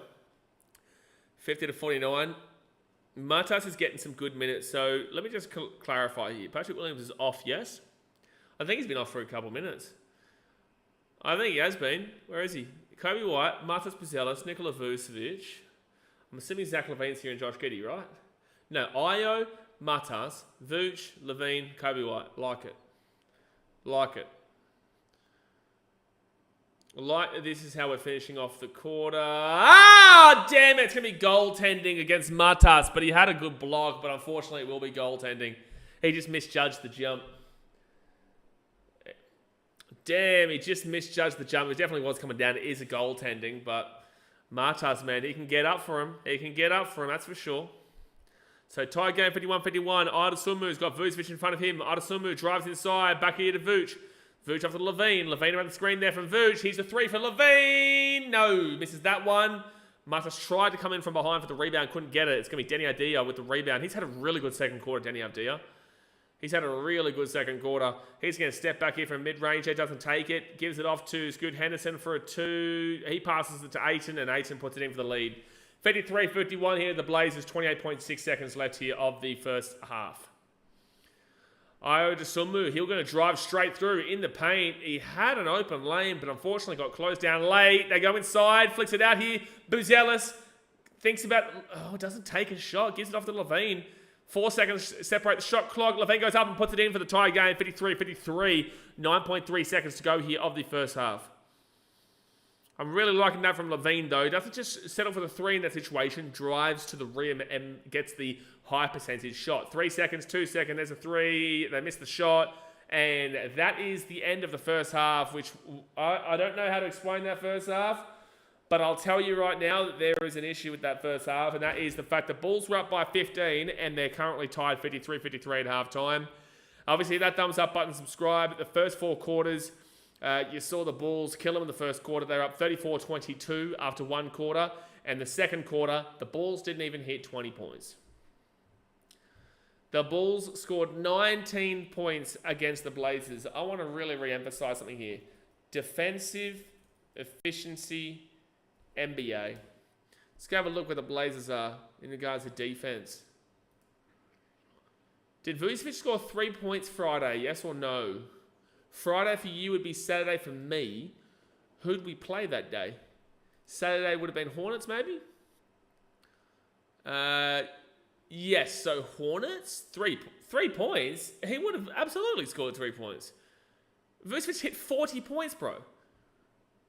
I think he got 40, didn't he? It was 40 points against the Hornets, wasn't it? Yeah, he hit 40 points. I can't remember how many threes he got, but he definitely hit a 3. He hit 40 points in the game. Absolutely, bro. If that's the question they're asking. But anyway, in regards to defensive efficiency, the Portland Trail Blazers are currently in 28th. In 28th with a defensive rating of 117.5 on average. The Bulls are 115.4. So not too far behind. Not too far behind. But offensively speaking, where is it? Where is it? Let's go general, and I want to go offense, man. Give me the offense. Where is the offensive stats? I'm going to get a drink after this too. Defensive efficiency, offensive. All right, so some advanced stats here. For the Bulls, they are currently ranked 14th. They've dropped off a bit, actually. Was that because of the Hornets game? We dropped off. So we got 123 against the Hornets, 94 against the Hawks probably would have hurt us. That would have hurt us quite a bit because we're actually up around the top 10 for offense, and now we've dropped off into 14th, which is interesting. But the Portland Trail Blazers are 27th. So they are 28th in defense and 27th in offense, and we're currently tied 53-53 at halftime, despite the fact that they are currently missing Anthony Simons, his name is difficult to read, Matisse Thybulle, Robert Williams, and Donovan Clingan. Like, the Bulls astound me. They really do. The Bulls really do astound me, man. They astound me. I'm not surprised. But they do astound me in a lot of ways. But yeah, Anderson, yeah, he definitely would hit that 3 points there. But at halftime, Zach LaVine, 6 from 12 from the field, 1 from 4 from 3. He's got 3 rebounds, 4 assists, 1 steal, with 2 turnovers, 13 points, and +1 on the plus minus. At least he's +1, I guess. Patrick Williams, 2 from 6 from the field, 1 from 3 from 3. 2 free throws made, 1 rebound, 1 steal, 1 turnover, 1 foul, 7 points, -6 +-, worst +- on the team. Nikola Vucevic, 3 from 5 from the field, 0 from 2 from 3, 4 from 4 from the free throw line, 4 rebounds, 2 assists, 2 steals, no negative stats, 10 points, +1. Can't ask for much more from Big Vucci there. Kobe White, 2 from 5 from the field, he's 1 from 4 from 3, 3 rebounds, no assists is interesting, 2 turnovers, 5 points, +5. So he's got the best +- on the team, outside of Marcus Buzelis, who's actually really, really close there. But Kobe White, that stat is really aligning with how he's been recently this year. Josh Giddey, 0 from 2 from the field, 0 from 1 from 3. He's got 3 rebounds, 2 assists, and 2 turnovers and a foul. 0 points, +0. Not been Josh Giddey's game. Not been Josh Giddey's game here. Dalen Terry, 2 from 3 from the field, 0 from 1 from 3, 2 from 2 from the free throw line. He's got 2 rebounds. He doesn't foul, 6 points, and +1. I think he's impacted the game well. Idasumu, 3 from 4 from the field, 0 from 1 from 3. Doesn't have any other stats except for a turnover and a foul. 6 points and -5. I can get it. I can understand why the team is a little bit different under Io in this game so far, which is why I always say I think he's a starter. I really do. Because I can understand why the team is a little bit shaky when he's on the court. It's not directly because of him, but he's a part of it, obviously. And this game is a really odd, irky, kind of weird game, to be fair. Marcus Buzelis is 1 from 3 from the field, 0 from 1 from 3. He's got 2 from 2 from the free throw line, but he's got 3 rebounds, 1 steal, 2 blocks. He's got 2 fouls, but 4 points and +1 +-. Marcus has been really good today. Like, regardless if he's only 1 from 3 from the field and 0 from 1 from 3, I'm telling you, he's been really good today. I've really liked seeing Marcus on the court, and that's why he's got the second best +- on the team, just behind Kobe White. And then Jalen Smith, through 6 minutes, 0 from 1 from the field, 0 from 1 from 3, 2 free throws made. He's got 2 rebounds, that's it, no negative stats, 2 points and -1. He hasn't really had an impact today. Jalen Smith hasn't really had an impact today. So, yeah, again, Bulls' offensive rating is 14th and defensive rating is 23rd. Portland offensive rating is 27th and defensive rating is 28th. And it's tied 53-53, which should tell you everything you need to know. So it's disappointing so far for sure from the Bulls. It is kind of what it is. This shouldn't be surprising at this point. This Bulls team is a bad team. The Blazers, for me, are the worst team in NBA right now. I do find them worse than the Wizards because I think the Wizards have a clear direction. Whilst the Blazers have a direction, they're still a further away than the Wizards, in my personal opinion. So I feel like this is really disappointing from the Bulls, but it's also not surprising. You know, who's killing it here for the Wizards? You've got 13 points for Scoot Henderson, 10 points for DeAndre Ayton, and 7 points for Jeremy Grant. It's like that makes sense. Danny Avdija has been their best player, though. He's got 6 points. Don't really care about stats, really. He's just been massively impactful, but 6 points, 5 rebounds, 1 assist, and 2 steals. He's been really good, especially in that second quarter. Especially in the second quarter there. But give me 1 second here, guys. Obviously, stick around. Hit that thumbs up button, subscribe. I'm going to quickly grab a drink, and I'll be back in just a couple of segundos at halftime.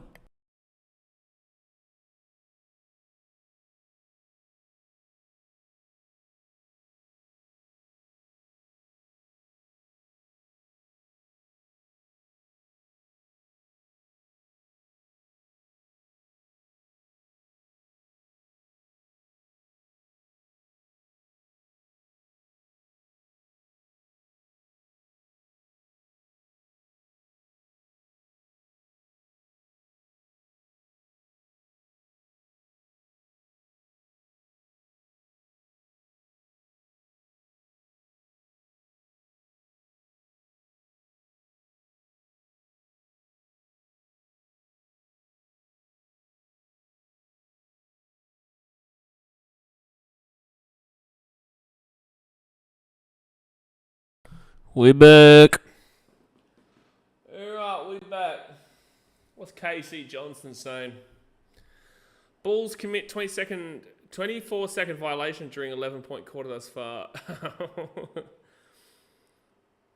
Bulls blocked shot leaders. Martas Buzelis 35 in 5:15 minutes. Nikola Vucevic 26 in 1,321 minutes. Whoa. Hold on. Let me go read this again. Jalen Smith 26 in 584 minutes. Oh, as in, I was thinking that was reading as in like blocked shots of when they're taking a shot and get blocked. So Bulls blocks. Martas Buzelis is 35 in 515 minutes. Vucevic has 26 in 1,321 minutes. And Jalen Smith has 26 in 584 minutes. Why is he not playing more? Why is he not playing more? You know, like, it makes no sense. You know, people are applying with Patrick Williams certified bust. Still gets barely any playing time. Billy needs to be investigated for terrorism. Okay, settle down. P will. And then you got KC. Please demand better answers if Billy Donovan doesn't start Martas after tonight. So much more present on both ends of the floor than Pat. Pat has had 4+ seasons to prove that he should start. He's not it. No reason Martas shouldn't start with the state of the team. I agree, but if you want to trade Patrick, you're going to need... if you want to trade Patrick Williams, you need him to start, man. You can't have him come off the bench. And it's like, our season's done as it is.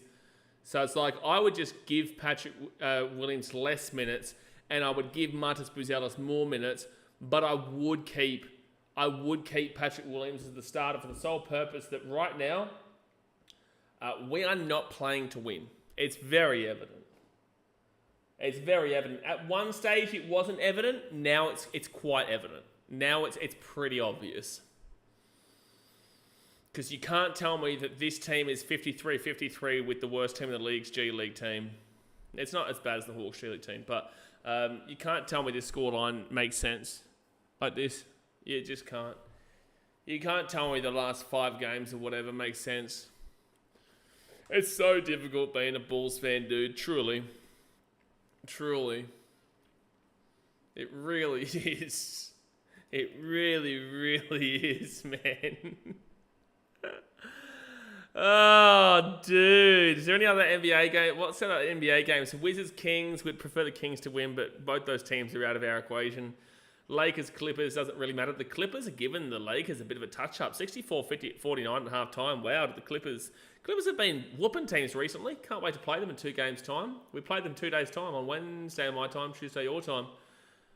Thunder whooped the Nets. Would have preferred the Nets to win that one. They won 127-101 over the Nets. The Bucks beat the 76ers. We would have preferred the 76ers to win that game. 123-109.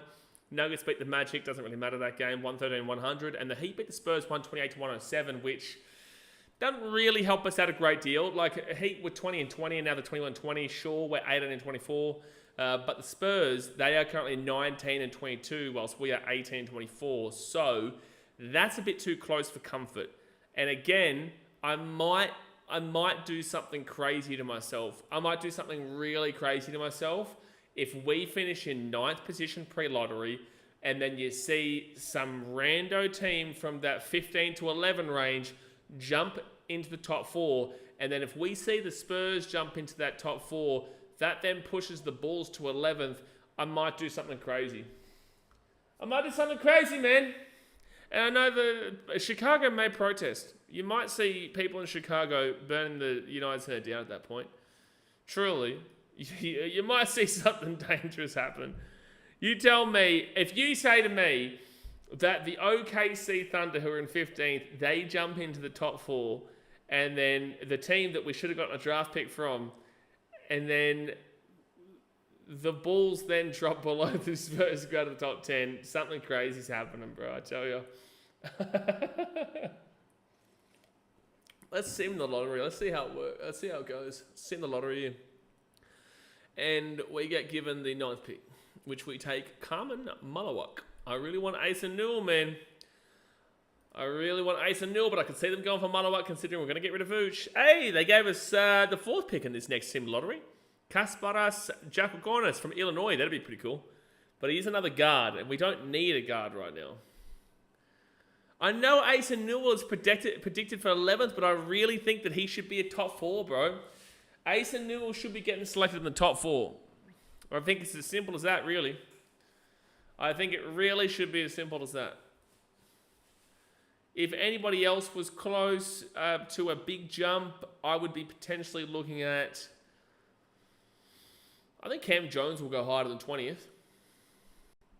I think Cam Jones will go higher than 20th. Jace Richardson could go about 17th. I've got him predicted here for 26th. Carmen Malawak is predicted in top 10. Like, I don't think there's a great deal of teams that need him dramatically, as it sounds like we do. Maybe you could say Golden State do. Who else would be kind of looking for a young center in the draft? I don't think Sacramento would be looking for it. I really don't. I don't think that would be a case. Basically, it keeps giving us Carmen. It gives us Ace Bailey there if we jump into 3rd. Well, that's got OKC getting the 76ers pick and the Heat's pick. That would be just insanity. The OKC Thunder do not need any picks, and yet they've got potentially 2 first-round picks here with the 76ers one. I think that's top 5 protected. And then they've also got the Heat's one, which right now they'd be sitting in, 15th? Crazy. Right now they're sitting at 15th. That would be just insanity if that was to happen. That would be insanity. And then it would just make Bulls fans even more infuriated that they didn't get at least one of those picks. But all right, second half's about to start here. Second half about to start. Come on. Come on now. Just get this one done, man. We're going to have plenty of Julian Phillips. Casey Johnson just put it on Twitter. Julian Phillips did not play at all in the first half. Julian Phillips did not play a single minute, a single second in the first half, which is really odd. It's not something you would expect. But all right, we're underway, and Patrick Williams gives it to Josh Giddey, and he brings it across. He goes quickly, very quickly, tries to cut back, goes around Kobe White and Vucevic. He's got Vooch. Vooch drives inside, back him up. Thinks about the pass, doesn't do it, and will miss the shot. There'll be a rebound there for the Blazers. Danny Avdia, he'll put this ball inside to DeAndre Ayton, and he will get a... Wow, he missed that shot, and Vucevic will get the rebound. That was a literal open layup at the rim there. Open put in at the rim, but he missed it. Inside of Vooch, and that's going to be a turnover there from Zach LaVine. Danny Avdia will get the ball. He's been really good since the second quarter, Danny Avdia. Kamara, here's an open three with the Blazers, and they'll miss the trailing shot. Oh, here's another open three. Jeremy Grant, bang. Love that defense from the Bulls. Really love that defense from the Bulls there. 56-53 to the Blazers, 11:08 to go of the third quarter. Vucevic has got Zach LaVine. Patrick Williams comes out. Bro, it's so hard watching Patrick Williams play, man. Zach LaVine actually had an easy layup, didn't do it. Giddey gives the ball back here to Zach LaVine. And late in the clock, it's going to be 0.5 seconds to get a shot off here for the Bulls. The ball's going to go out of bounds. We're going to have 0.5 seconds to get the shot off because no one wanted to take a shot. Because nobody wanted to take a shot. Inside Vooch, and there's the buzzer. Well done, Bulls. Well done, Chicago. Really good stuff. I'm going to put my phone on charge. Give me one sec.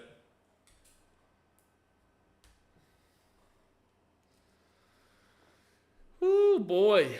11 turnovers for the Bulls. Welcome back to the Turnover Bulls. Not the Lover Bulls, the Turnover Bulls. There's an easy shot there for Scoot Henderson. They now lead by 5 points.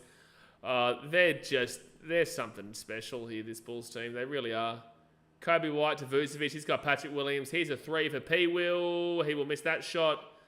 Oh, this team is something else, bro. This team is something else. This team is dead set. Unbelievable. You can tell that everyone's checked out. This is just a yuck game. And the Bulls, they give up another shot there. It's 60-53. 7-point game with the Blazers.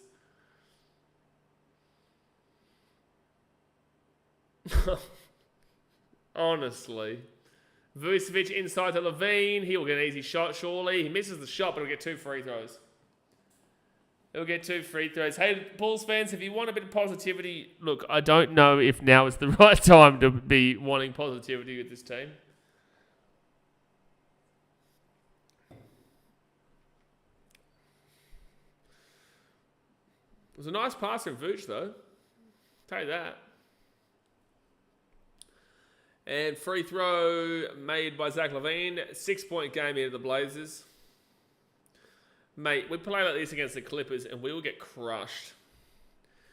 Play like this against the Clippers and we will get whooped. They're beating the Lakers right now, 75-54. Jeez. All right, so both free throws made there from Zach LaVine. It's 60-55 into the Blazers. Scoot Henderson quickly around Kobe White. Patrick Williams tips it away, but it will be still Blazers ball. Like, how do you get excited, man? We've still got 40 games this shit. We've got less than 40 games, but we've got... After this game, we'll have 39 games left of the season. All right, Scoot Henderson to Jeremy Grant. He puts it up and will miss the shot, and it will be missed again by Ayton, and we'll miss it again, Ayton. Patrick Williams will get the rebound. DeAndre Ayton has been shocking shooting-wise in this third quarter. LaVine quickly puts it up and misses the shot. Game official change from Tuesday, January 21st to tomorrow. Oh, it's tomorrow, that Clippers game. Oh, I might not be able to stream that. I'm on a flight tomorrow. Damn it. Okay. We'll see what time that starts. What time is that meant to start tomorrow? Late. Ooh, I might be able to. It might start a half an hour late, like 2:30 p.m. this time. Hold on one second. It might start. I might be able to do it, but I might have to drive quickly back to my house. In Australia, 3:30, 1:30. I think I get an 11. Yeah, I might be able to do it. I might be able to. It's going to be tight, though. It's going to be super tight to get back. It's a timeout, by the way. It's going to be super tight to get back, but we'll see. We'll see if I can get back in time for that. Maybe I don't want to. Maybe I don't want to. Why did they change that? Why did they change the date from 2 days to tomorrow? Because then we'll have a game break before the Bulls take on the... Oh, it's a 2-day break. No, it isn't. It's a 1-day break before we play the Warriors. Then after the Warriors, we come back home against the 76ers in a really, really big game. For all the wrong reasons. All the wrong reasons. And that is that the Bulls want the 76ers to jump us. And I'm sure the 76ers want to stay above because that means that they can... I don't think the 76ers are going to try to win from here. It wouldn't make sense for them. So, and they also have I think it's top 5 protected against the OKC Thunder. So, honestly, if I'm the Bulls, you surely should be looking to trade with the Thunder something. I don't know what you do, to be fair, but with all those picks, you got to look for something. I just don't know at this point, bro. I really just don't know what to say for this team anymore. Plus minus for the Bulls.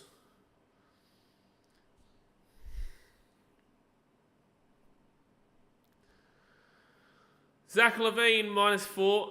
Nikola Vucevic -4. Kobe White 0. Josh Giddey -5. Patrick Williams -11.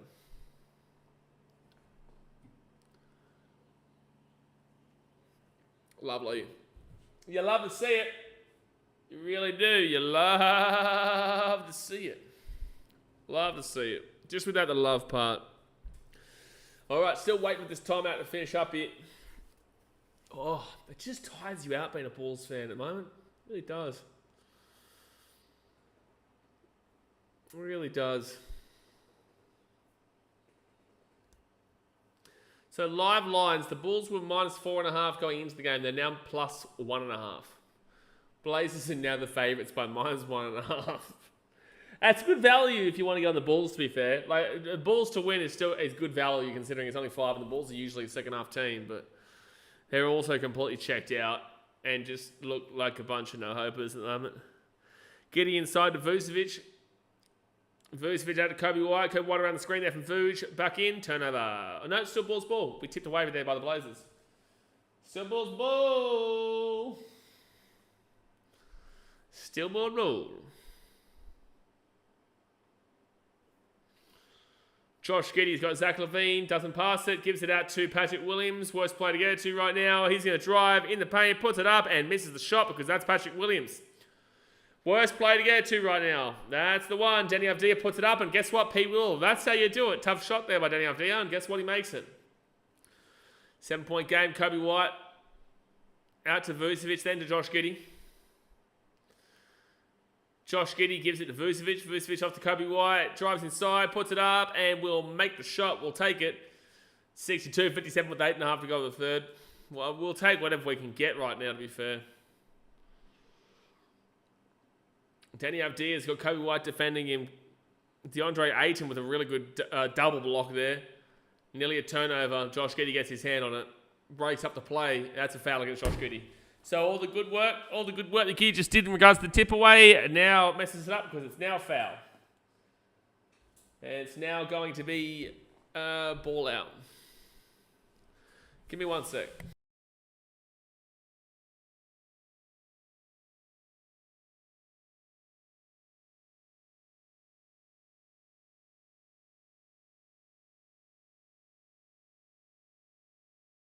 Dosunmu comes in here for Kobe White.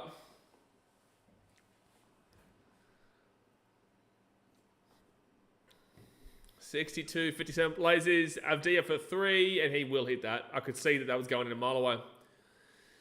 65-57. The Blazers looked awful in the first 6 minutes, but if the Bulls can do anything, it's make any team look good. Josh Giddey ran the screen there from Vooch. Giddey to Vucevic. Please sell at the deadline. Please be sellers at the deadline. Please make changes. Ida Summit, Patrick Williams. Josh Giddey drives inside. That wasn't the right pass, but that's a good pass there to Ida Sumu. Misses the shot. Vucevic rebound. And we'll get the shot. Yeah, Vucevic is our best player at this moment. 65-59. He's been our best player all season. Get the best value you can from him to a team that needs him, man. This is pain. This is awful to watch. It really is. It's really grotesque basketball to watch from the Bulls. regardless of the result. Like, this is just Chicago at the moment. It's just woeful. They give it, and that's going to be ball out of bounds. That's going to be Bulls ball. Bulls ball. 7:19 to go. If it wasn't for Vooch, like, we would genuinely be a team that would have been finishing in the bottom 3. We would have genuinely, if Vooch wasn't here, been finishing bottom 3 this year. Which means we would have gotten the top 3 best likelihood chances. Levine will miss the shot. It'll be 2 free throws come up, though, for a foul. DeAndre Ayton's been really strange here today. He really hasn't been great. I haven't watched him too much since he left the Suns. But what's he on? He's on 10.7 rebounds and an assist. Like, it might look okay, but he's also missed quite a few shots, and he's really broken up a lot of the offensive play for his own team. I'm really surprised Billy's not playing Julian Phillips at all. Like, I'm grateful to see a lot more of Matas tonight, but why is Julian Phillips getting completely overlooked? You don't need Matas to take the minutes from Julian. This is the perfect time against a team like this to play your youngsters. Makes the free throw. So it is now 65-61 in the Blazers. 7:02 to go here in the third quarter. Dalen Terry in front of him. They give it out to Denny Avdia. Denny Avdia drives in the paint, and one coming up. You know it. You know it's coming. And one. Denny Avdia has annihilated us today. Annihilated the Bulls today. Denny Avdia has annihilated the Bulls today. Second foul on DT. Dalen Terry. It is a foul. It is a foul. But you know what? I put this back here in the chat in the comment section. I want you to put a comment down. What do you think is the biggest need the Bulls need to change? Because I think that there is needs to change in every department. But out of everything for the Chicago Bulls, I want you to comment in the chat and tell me what you think is the biggest necessary change the Bulls need to make. So Matas comes on in for the Bulls. 68-61 in the Blazers. 6:50 to go in the third quarter. Zach LaVine has got Dalen Terry trying to get a couple of blocks for him. Vucevic then gets him a good screen. Levine inside. Step back deep two. Thank you. Thank you. 68-63 with 6:37 to go. So Matas, Vucevic, Dalen Terry, Ida Sumu, and Zach LaVine. I would not be upset if Patrick Williams did not come back on the court today. They missed the 3, and it will be... It's going to be Bulls ball. I'm surprised. I thought it was going to be Portland ball, but it's going to be Bulls ball. So 5-point game. Hit a shot. You're back within 1 score. Can't believe we've been saying that. Zach LaVine's got Vucevic inside. LaVine's got 19 points already. Here's a 3. Thank you. Thank you. This is LaVine's half. He always does it. He always turns on at the second half. We know what he does. We know this is his rhythm. This is his time to shine. Second halves. And Denny Avdia just blows past Matas. He's complaining about a shove-off there. But Denny Avdia just showed the rookie the little bit of the 1-2 there. Zach LaVine brings it past. It's a 4-point game. LaVine's got Vucevic to his left. He drives in himself. Gives it out to Vooch. Vooch to Matas. Matas pick up 3 corner. Slap!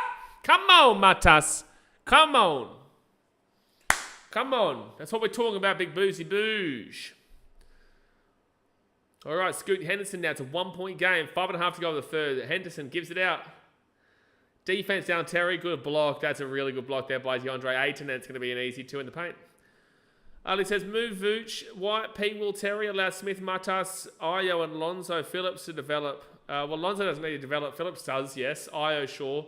He's kind of not a developed product, though, but yes. Matas, sure, absolutely. And...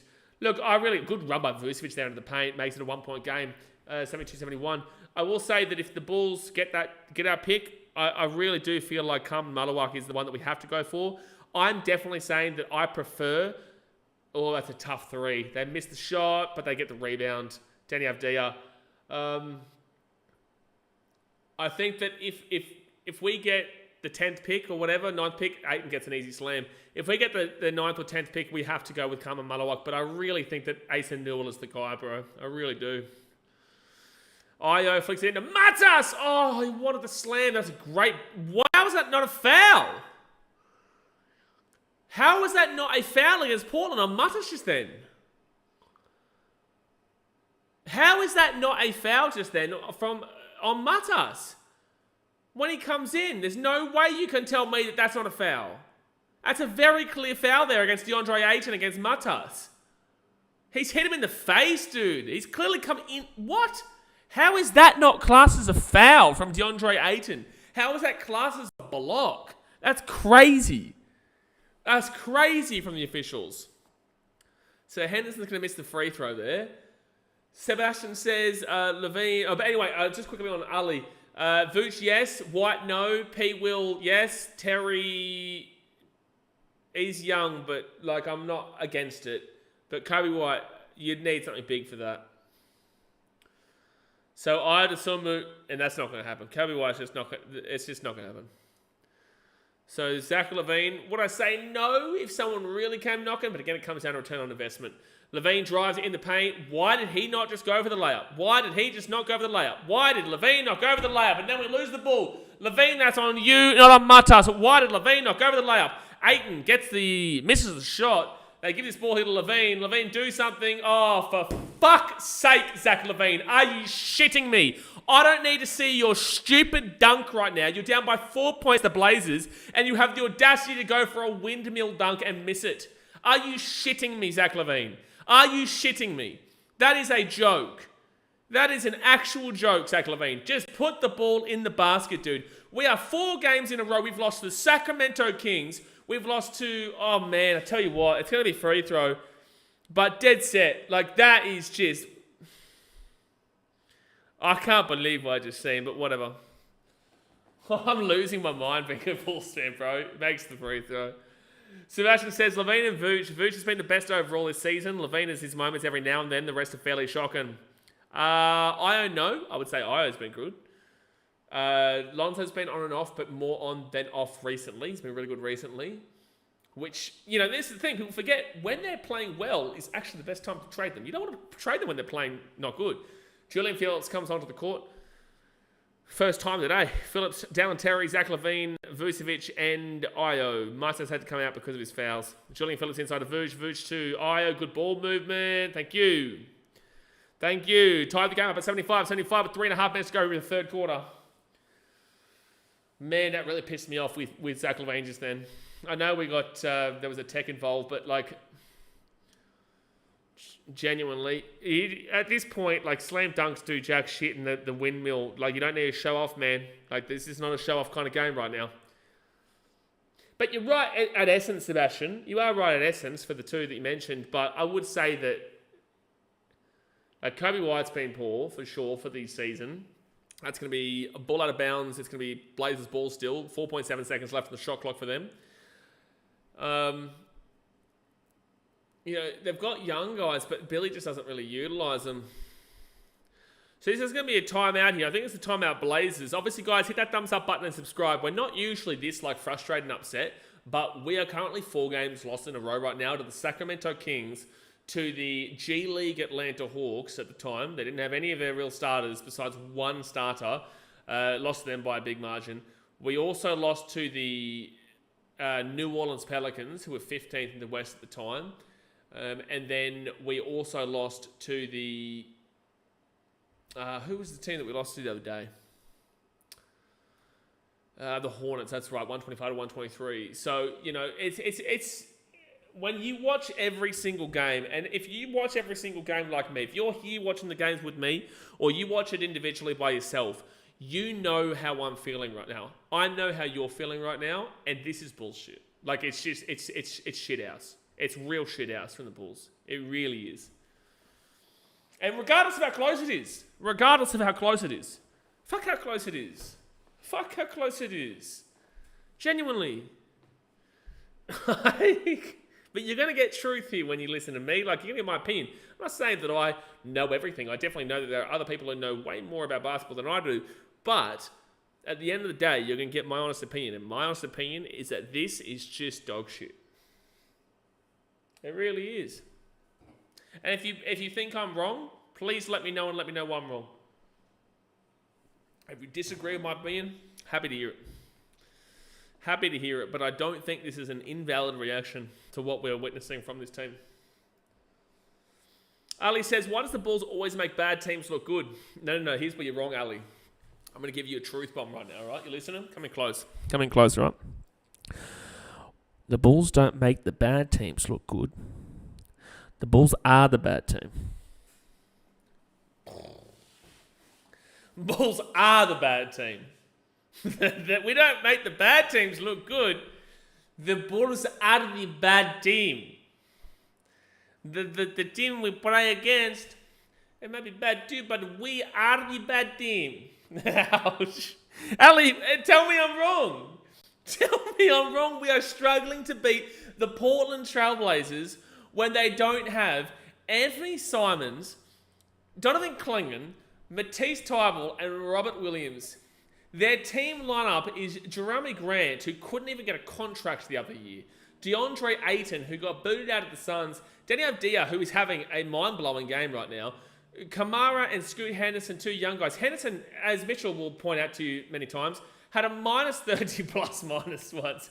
And that's just a bit of a laugh. But overall, there's no excuses. And Henderson will miss a shot, so it's going to be Bulls ball. There's no excuses for this Bulls team, dude. It really just isn't. Oh, they've called a foul against Julian Phillips. Oh my god. Julian Phillips is just... Before the expiration of the shot clock, Julian Phillips fouls. Oh my god. Vonnie Hunter says, how did Trailblazers come back? Vonnie Huncho, it's a fantastic question. It's a fantastic question, Vonnie Huncho. Mate, it really is. It's a great question. Now listen, I can't answer that question. The Bulls can't answer that question. That's not even a foul against Julian Phillips, surely. Oh, they're going to... I don't think he actually got at him. They're going to call it as a foul. Anyway, Vonnie Huncho, the Bulls are just the Bulls right now, brother. The Bulls are just the Bulls, son. Atari said, the Trailblazers cover the plus 4.5 spread. My 4-leg parlays for 400. Good stuff, Atari. Happy for you. Not for the Blazers. Definitely not for the Bulls, because the Bulls can eat one right now. But, man, I feel for our community, bro. Think what'll happen? Bulls just win. Mate, the Bulls suck so bad that I couldn't... I'm a Bulls fan. We watch every single game here, live every single game for the Bulls. The Bulls just suck. So it's like, I can't tell you what's going to happen, but I would say that you are more than likely going to have that come off. Is there a chance the Bulls come and absolutely whoop them in the fourth quarter? Absolutely. The Bulls are known for these fourth quarter smack-ups, these Zach LaVine, bang, bang, bang, bang, bang shots, which absolutely could happen. The Blazers lead by 2, 77-75. But I can't see the Blazers losing by 4.5 in this game if the game keeps playing like this. If we continue to play like this, the Bulls will lose by 15 points. They won't win the game. They will lose by 15 points because the Bulls did this against the Washington Wizards when they lost by 18. The Bulls did this against the Atlanta Hawks. The Bulls have done this against every single team they've played recently, and it's infuriating. It's infuriating because the fans of the Chicago Bulls deserve better. They get out there every single game. Bulls fans get to the game every single time they pack up the UC. They have they've won 6 games at the UC all season. They've won 6 games. For this storied franchise, the Bulls have won 8 games out of 23. 8 from 23 games. So they've lost 15 times and won 8. Away from home, they're 10-9. But that's where the opposition fans are getting their glory. I feel for Bulls fans. We really, they deserve so much better. We deserve so much better, bro. But in regards to this game here, I think you're safe with your plus 4.5 for the Blazers. I really do. I don't see the Bulls going crazy. And if we win, I think it'll be close. So Io gives it up to Julian Phillips, and it's a turnover. It's a turnover. And Scoot Henderson puts it up. Dalen Terry goes in the paint, puts it up, will miss the shot. Julian Phillips, at least he makes up there and puts the slam dunk in. He makes up for the turnover, makes it a 4-point game, 81-77 into the Blazers, 2:19 to go here in the third quarter. Shaden Sharp blocked away by Jalen Smith, which is nice to see, but it will be still Blazers ball.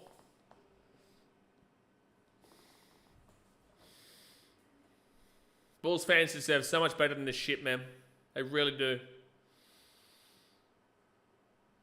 It's so hard because like you love the team, you love the community, you want to see the team successful, you want to see every part of the team successful, but when you get people who don't know what they're doing in professional positions where they're meant to know what they're doing, don't worry, they're not the only team in sport worldwide that are like this, but they're the team that we're talking about right now.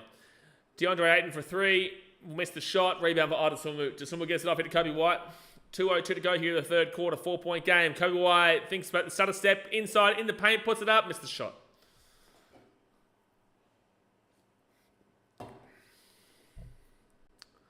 And that's going to be 2 free throws here for Shaden Sharp. Seriously, bruh. Seriously, bruh. You just get emptied to it, you know? You really just get emptied to it, eh?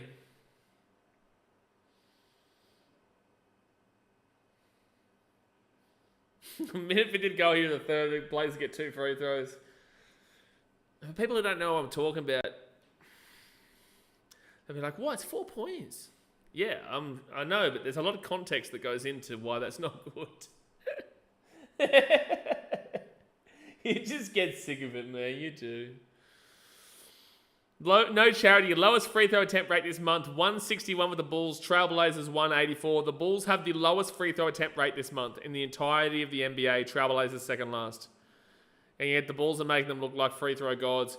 83-77 here. Free throws this quarter for the Bulls, 5 from 5. Free throws this quarter from the Trailblazers, 8 from 9.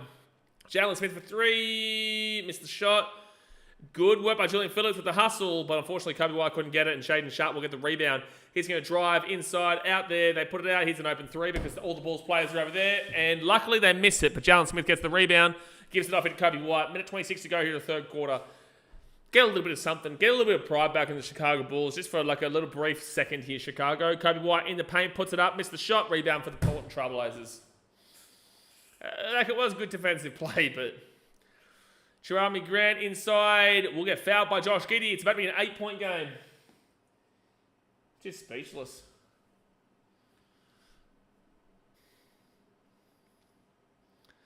Jeremy Grant for 2 free throws.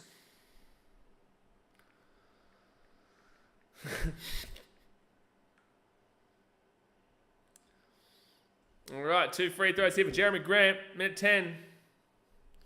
He will make the first free throw, 84-77.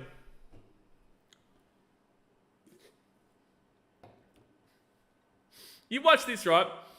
You watch this.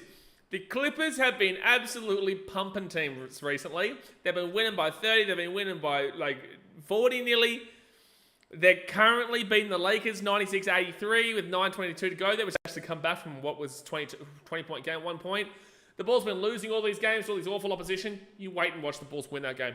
You wait and watch the Bulls win that meaningless game. You wait. You wait and watch them lose this game and then go and win that after 5 straight losses against a team that they shouldn't be. Kobe White puts it up, misses the shot, and it's going to be a rebound there for Scoot Henderson. He's going to drive. He's going to drive. He puts it underneath, in the paint, puts it up, and they put it in.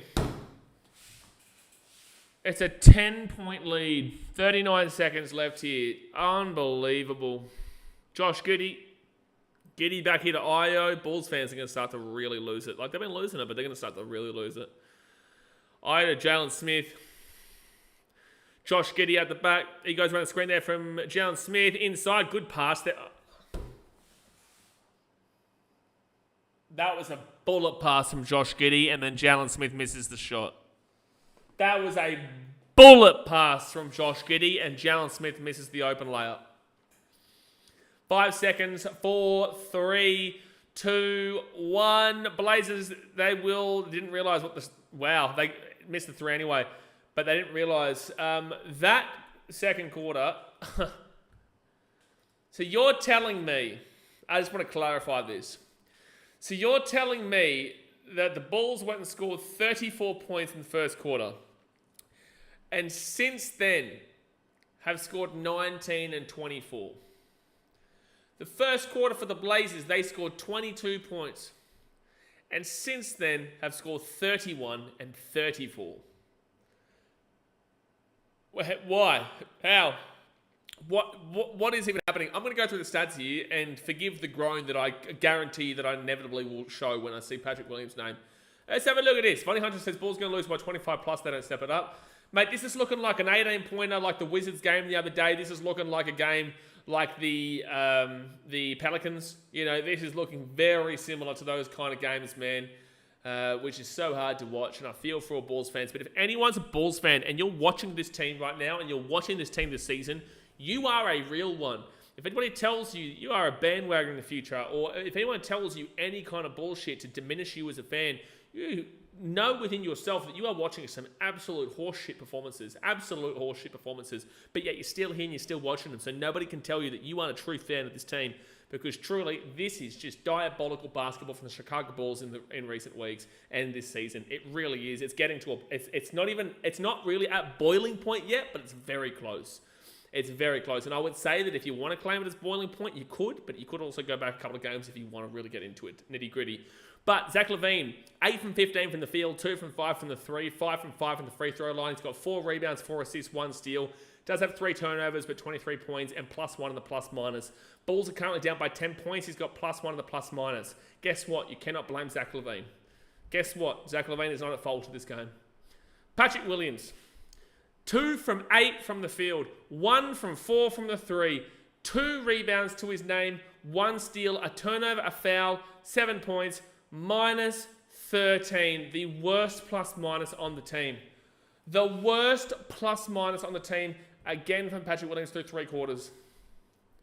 At the very least, you're seeing more minutes for Matas and Dallin Terry to catch him, but yet Patrick Williams has still been played 18 minutes here for what?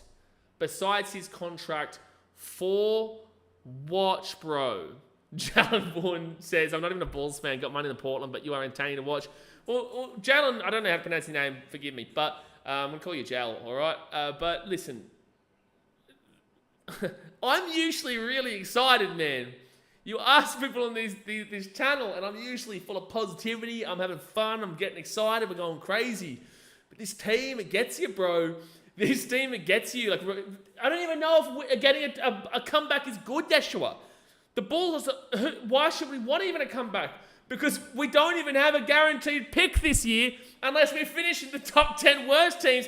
And even if we finish in the top 10 worst teams, we still might not get our pick. And guess what? We're back on the way to the 4th quarter and we just gave up a free fucking basket. It's 89-77 to the Blazers.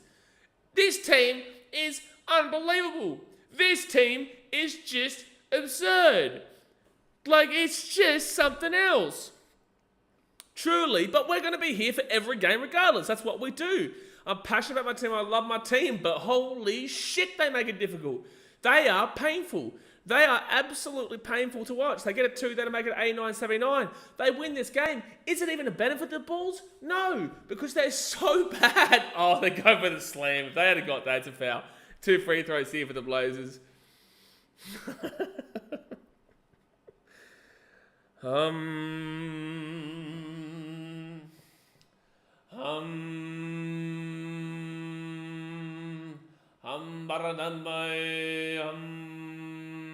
I just had to meditate a little bit just to get myself out of that absolutely diabolical thought process. Oh my gosh. Ali Sanders says, when the players play without purpose, that is on the coach. Well, I don't blame Billy Donovan and Patrick Williams. I blame Patrick Williams and Patrick Williams. But I get where you're coming from. Billy Donovan has been our coach for how long? We acquired Win Now players a few years ago when he couldn't get it together. How much more do we wait? Well, apparently Billy's got the secret extension to 2027 or some shit. So, holy shit. Holy shit. Ibrahim says, as soon as you think the Bulls are playing good, they just fall off. No. Ibrahim, we have... Oh, Jalen Smith, what are you complaining about? Are we challenging this? Oh, Jalen Smith, what are we challenging, my guy? Jalen, what are we challenging? You've got your shoulder so far in his shoulder that you can feel his rectum. Like, dead set. He's got his hand so deep into his shoulder, it's a deep tissue massage. Like, what are you challenging here, Jalen Smith? What are you challenging? What are we challenging here, son? Fuck me. What are you challenging here, son? You're not giving the bloke a bloody deep tissue Fijian Bombo massage, mate. Jalen, yes, it's hard to be a Bulls fan. It's hilarious watching fans try to be positive. And that's the thing, Ali, right? Like, as a content creator for a team, when you do this, like I do obviously NRL and other sports, but Bulls are my team. As a content creator, you have to try and put like a positive spin on something. They're still looking at the replay center. As a content creator, you have to put a positive spin on something and see the light. And it's like, Hayes and I are very similar in a lot of ways in the way we think from Chicago Bulls Central. And it's like, it's a pessimistic approach with a positive undertone if the direction is taking that is very evident that we need to take. It's very evident the Bulls need to sell at the trade deadline to ensure a draft pick and start again. It's very evident. And it's like, if that happens, we do have pieces like Matas. We do have good players. Like, if the Bulls could be good and keep these guys, then we'd be all for it. But, hold on. Oh, okay. They've called a successful challenge. Okay, cool. I'm sorry. My brain, I'm so angry that I just didn't even really watch that, to be fair. But he did have his hand on him. He was pushing him down, but sure, I'll take it. I will take it. You know, there is positivity. If the Bulls have direction, there is a positive outcome that you can look at for the Bulls if they are heading down this direction. And that direction being sell, restart, draft pick. Simple. There's positive there. There's also a positive if they restructure, but also sell guys like Vucevic and sell guys like Patrick Williams and whatnot. Like, there is a positive on that side too, but keep guys like Zach LaVine, keep guys like other ones, right? And then in the middle, there's no positivity, and that's the one that they've decided to go down because they don't have a decision to go down. So they're just stuck in the middle. It's purgatory. So there's no positivity here. But there's a positivity there, there's a positivity there. Sell, at least we need to know what's happening. But there's so much talk and not any action. If you have a direction for the Bulls would be supportable. But if you don't have a direction for the Bulls, it's going to take the tough-minded to keep on watching this team every single night. Blazers win the jump ball. No, Horton Tucker gets the ball, gives it to Zach LaVine.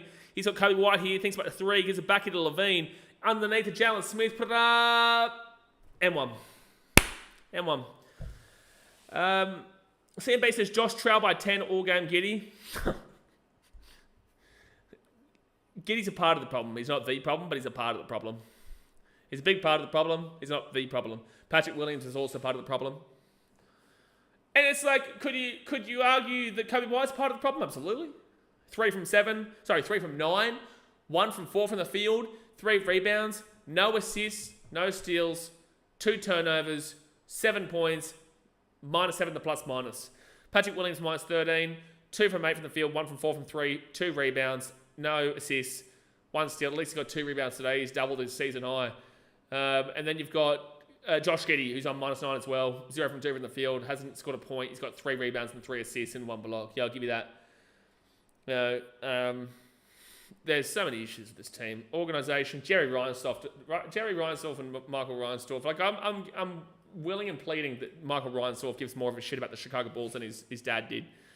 Because Jerry Reinsdorf lucked into the position that we're in. There's a steal there from Jalen Smith. 7-point game. Jalen drives in the paint, puts it outside, and there's a steal. Luckily, it's a foul. No, it's a travel. It's a travel there from Jalen Smith. I pray that Michael gives more of a shit about this Bulls team than Jerry Reinsdorf does, because they are not selling. They will never sell this organisation. They won't. They are more than likely to sell the Chicago White Sox than they are to sell the Chicago Bulls, and they are a main big-time issue with the Bulls. The front office doesn't have a left-right clue. They don't know how to count to 10. They count to 8 and then they lose track of themselves. Billy Donovan is a potato, and the players are pieced together incorrectly. Josh Giddey is a good player if you've got the right team around him, but this team, unfortunately, does not suit Josh Giddey. And the same thing goes for Zach LaVine. He can get all the points he wants, but unfortunately, the team isn't there to help him. Vucevic is a player that should be somewhere else to really help them out. We have not been able to capitalize in this point because of the Lonzo Ball injury. Without Lonzo Ball injury, the Bulls would have been in a much better position. But unfortunately, he was out for so long that it completely killed any direction the Bulls were taking. And then Acme doesn't know what direction to take because he doesn't know what direction there is. He doesn't know what this direction is. He doesn't know what that direction is. He doesn't know. Missed 3 from Zach LaVine. Still a 7-point game.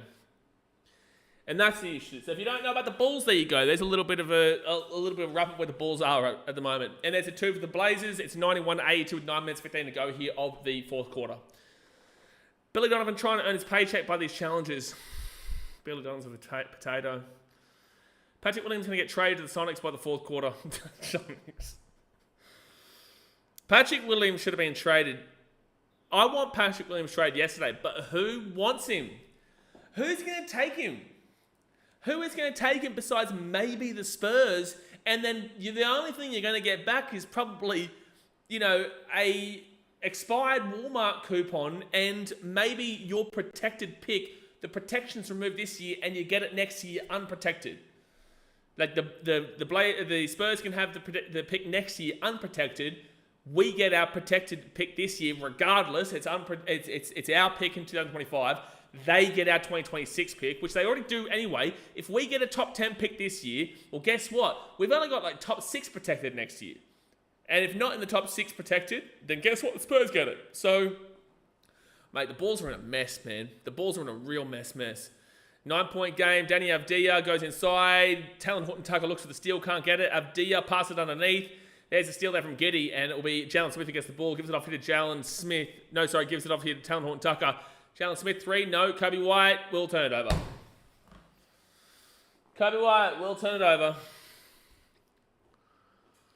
Exactly, no direction makes it very hard for fans. It makes it impossible for fans because what hope do you have? Jerry Reinsdorf, and I quote, Jerry Reinsdorf said, "We don't need to win. We just need to give the fans hope." Foul against the Bulls. It'll be 2 free throws here for the Blazers. It's all about hope. It's not about winning for Jerry Reinsdorf. It is about hope and providing the fans a reason to believe. But the reason to believe is based off a facade.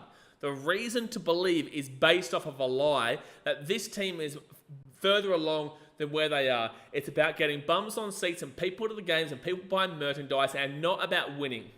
That is the Jerry Reinsdorf mentality. And I really hope that Michael isn't on the same wavelength as his dad, in which he probably is. But I'm not going to do that and base my opinion of one man based off of his father. We want to see how his son does here, but dead set, it's not looking fantastic for Michael currently. But then again, how much does Jerry still have involvement? You know what I'm saying? Needed 4 more points from Vooch. Vooch is still on, man. Vooch has got a rebound. Vooch is still on, man. Vooch is still on. So Josh Giddey with the rebound. It's a 10-point game into the Blazers. Josh Giddey's going to drive in the paint, puts it outside to LaVine. LaVine drives in the paint. That's a nice shot until he missed it. Jalen Porton says, I did a 12-stage parlay, mostly money line between NBA and NFL, but the Ravens failed me or I would have been really good. Is that a foul against Horton-Tucker? Oh, the Ravens lost the Bills, did they? Hold on, let me have a look. Oh, damn. Close game. 2-point game. Jeez, that was a bolter. All right, so Zach LaVine to Horton-Tucker underneath to Vucevic. Vucevic has got LaVine at the back if he wants him. And Vucevic misses the 2-pointer from deep, and it's going to be a rebound there. Let's see if... Oh, man. And it's going to be Blazers ball here still. 7:40 to go. It's a 12-point game. Crazy that we're in this situation here again for the Bulls. 3 for the Blazers. They hit the 3. Remember when I told you the Bulls would lose by 18? Remember I said that this Bulls game is looking a lot like that Wizards game when they lost by 18. It's looking a lot like that Pelicans game. It's looking a lot like that Hawks game. Not the Hawks game. Very different. Looking a lot like those games where they lost by big margins to no hope of teams and just didn't get close enough in the final 2 quarters but yet looked the better team in the first half. That's exactly what this game has been, if Vooch go to Golden State, Schroeder going to make him look like Jokic. Hey, listen, Vucevic, when he goes up against Nikola Jokic, actually defends really well. Vucevic against Jokic actually has his number. And Vucevic misses the shot, gets the rebound, and then turns it over. Vucevic actually does well against Jokic. Vucevic is a really good player. Like, there is no one who's going to blame Vucevic for this game here. There's nobody who's going to blame Vucevic, and this isn't having a go at you. There's no one having a go at Vucevic for the season. He has clearly been the most consistent and best player with the Bulls throughout the entirety of the season so far. There is no debate in regards to that. Zach LaVine might put himself into the debate, but he has not been anywhere near as consistent is the key word, as Vucevic throughout the season. Steal there from Vucevic, LaVine gets the ball. There's your two guys right there. LaVine is clearly second, and then we'll turn the ball over. Holy fuck. Holy shit.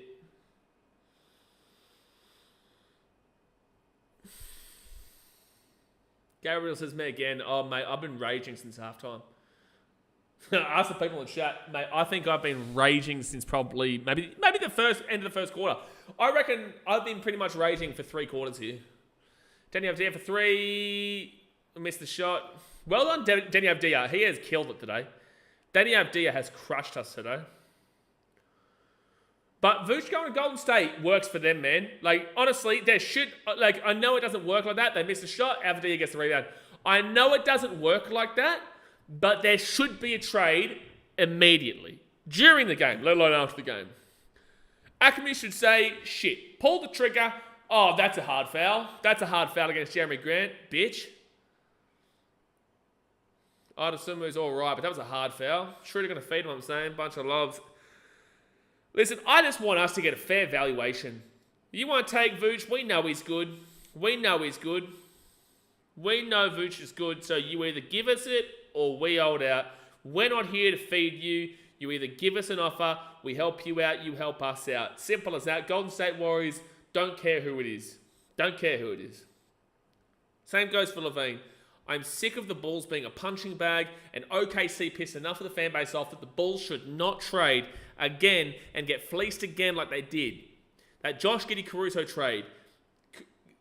They are relatively even on merit, but the situation helped out the Thunder more than did the Bulls, so why did we not get one of their 742,000 picks that they have over the next 7 years? Why not? Bulls confirm to be taking it. Oh, Els Pasos. Oh, mate. Oh, mate. Oh, mate. If we didn't get that against the Hornets, we got that against the Hawks. If we didn't get that against the Hawks, we got that against the Pelicans. And if we didn't get that against the Pelicans, we got that against the Kings. Maybe not the Kings, but those other games, sure. 13-point game right now to the Portland Trailblazers. This is an absolute piss take. If Lonzo leaving and going to the Suns, you give us a good trade valuation, you give us a good return on investment, sure. I am not attached to anybody on this team right now going long-term, except for Martas Buzelas, Ayodasumu,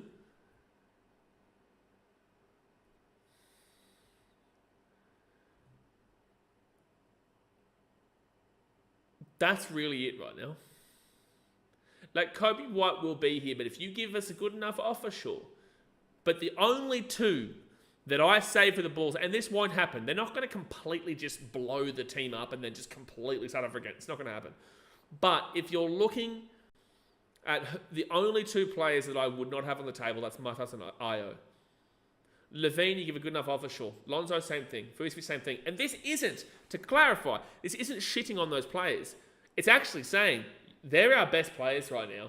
They're not going to do anything for us. You may as well go win somewhere else. We'll help you win, but you better give us something back that values us. You better give us some picks for the future.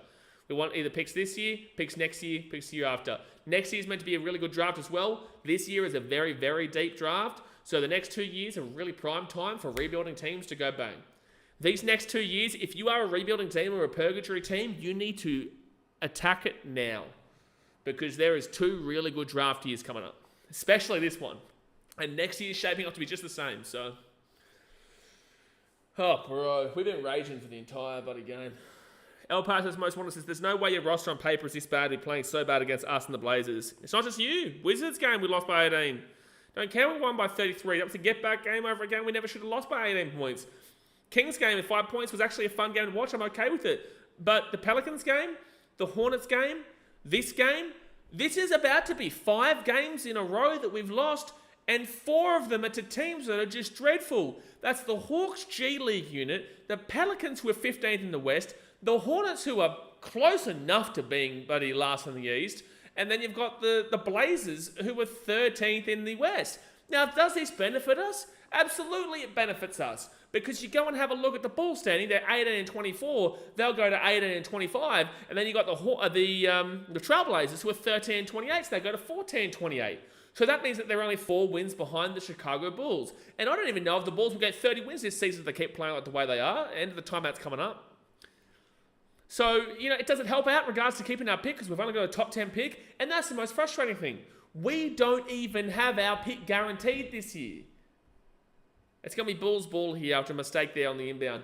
We don't even have our guaranteed pick this year in Chicago. We only get it if we're in the top 10. But anyway, if you love basketball, you love sports and all that sort of jazz, subscribe to the channel. Obviously, it's not usually like this, but there's just a reason why it's like this. Vucevic hits the 3, and it'll make it 97-87, 5:49 to go here the fourth quarter. Put us out of our misery. Gabriel says, we'll beat the Clippers. I said this before, just so as to be weird or worth a bet, I reckon. Gabriel, I said this before. I said, you watch us lose this game and have lost the last games to scrubs and then go and beat the Clippers who are whooping teams at the moment. Easy one there for DeAndre Ayton, who hasn't been that great today, but his stats will probably say otherwise. 112-97, the Clippers are beating the Lakers right now. They've been killing teams recently. We play them tomorrow. You watch us go and get a win. Watch it. Lost all these no-hover teams, but you watch us go and get a win there in a game we never should be even in. There's a foul there against Vucevic on Jeremy Grant. You have no reason to be complaining there, buddy. Get your buddy ass walking, son. You just did a hard foul to Io. That is a hard foul from Vuce, but Jeremy Grant, you better not be complaining about a hard foul to what you just did to Io. Richo says, has Billy lost the dressing room? These guys are playing below average, absolute garbage. It's worse than absolute garbage, Richo. You're spot on there, man. It's worse. Vucevic comes off the court here. They're gonna look and review this. Oh, okay, cool. Didn't really review the Jeremy Grant one, but you're gonna say this one. Jeez. Trying to think of the answer to your question, Richo. Yes, this team's done. Yeah. Vooch, that was a frustration one from Vooch. That right there, if you're a football fan, you might remember this. If you're not, maybe not. But Manchester City in 2011-12, they were competing for the title, very different scenario. But they were playing Arsenal with 8 games to go. They were down by 8 points to Man United. And Man United just won. It was 0-0, and Mikel Arteta scored in the 74th minute. And they needed to win that game. Otherwise, they'd be down by 8 points with 5 games to go. 5 games to go, 8 points. City couldn't win the title, which they did, but ignore that for a second. And then in the 88th minute, all hope seemed lost, and Mario Balotelli got a red card. And it looked like the whole season was done. Now again, City went on to win the title. But that moment right there from Vooch just showed me this team is fucked. That moment right there, just compared to that Mario Balotelli moment where it just feels like this is just, that's it. Acme, you need to do something now. You need to do something now. Because I feel bad for them. Because they're our team. I feel bad for these players, and I feel bad for the people who support this team alongside me. I feel bad for our community. Because this is fucked. It really is. It is. The fans deserve way more than this shit. They do. Jeremy Grant puts the free throws in. It's 101 to 87 here, 5 minutes 15 to go. El Paso's Most Wanted says, Billy Donovan's body language is horrible at the moment. Billy Donovan's horrible. I just got a message from my Bulls friend saying, you can't tell me these dumb dogs aren't tanking. Oh, man. Hold on. I've been raging for 3 quarters on my stream. Oh, bro. Kobe White goes up, puts it in. It's a 12-point game with 4 minutes 53 to go here. I personally think Lonzo needs to sign back with the Bulls on veteran minimum to give back some of the money stolen the last 2 years. There's an easy 2 there for Scoot Henderson. 103.89. I'll be honest with you, man. I don't give a shit about the money being earned back. I give a shit more so about draft picks and developing for the future. I don't think it's about that. I get where you're coming from, I do, but I don't think that should be in a thought process, especially caps rising and whatnot. I think that good defense, Bulls. Oh, it was so bad defense that Avdia just missed an open layup with no one within a kui of him. No one was within an entire basketball court. Patrick Williams is on the court right now and fouled him. Oh, this is getting bad. Man, I'm looking forward to seeing what the reaction is on Hayes' channel, Chicago Bulls Central. I'm looking forward to seeing Twitter and stuff. I guarantee people are going off right now. And fair enough. This is bad. Start watching college basketball so you get to learn plays in the upcoming drafts. Oh no, I know about him. I want Asa Newell or Carmen Malawak. Asa Newell is going super underrated, bro. Like, I wouldn't be surprised if he jumps up into the top 5. Like, I think that once it comes to the combine, once it comes to, actually starting to... Sorry, I got a text message. That's going to be a rebound there for Vooch. Once we get close to the draft, I guarantee you Asa Newell goes top 5. But I would love to see him go to the Bulls. If we can snag him in 9th, we can snag him in 10th. Shit, yeah. But I guarantee they go Carmen Malawak. But I don't think the Bulls reach on Carmen Malawak if we get a top 4 pick. If we get a lucky lottery pick and we jump into the top 4, I think Asa Newell is a must. Unless, if you get one, very likely to get one, you go keep a flag, right? But then everyone else outside of that is, I believe, quite equal. Like, let's quickly have a look at Tankathon. Go, because Ace Bailey is great, and I think the Bulls might jump at him. But with that being said, he's a forward, so the Bulls are looking for forwards. The guard, Dylan Harper, I don't think the Bulls need another guard right now. VJ Edgecombe, another guard. Kasparis Giaconis is another guard.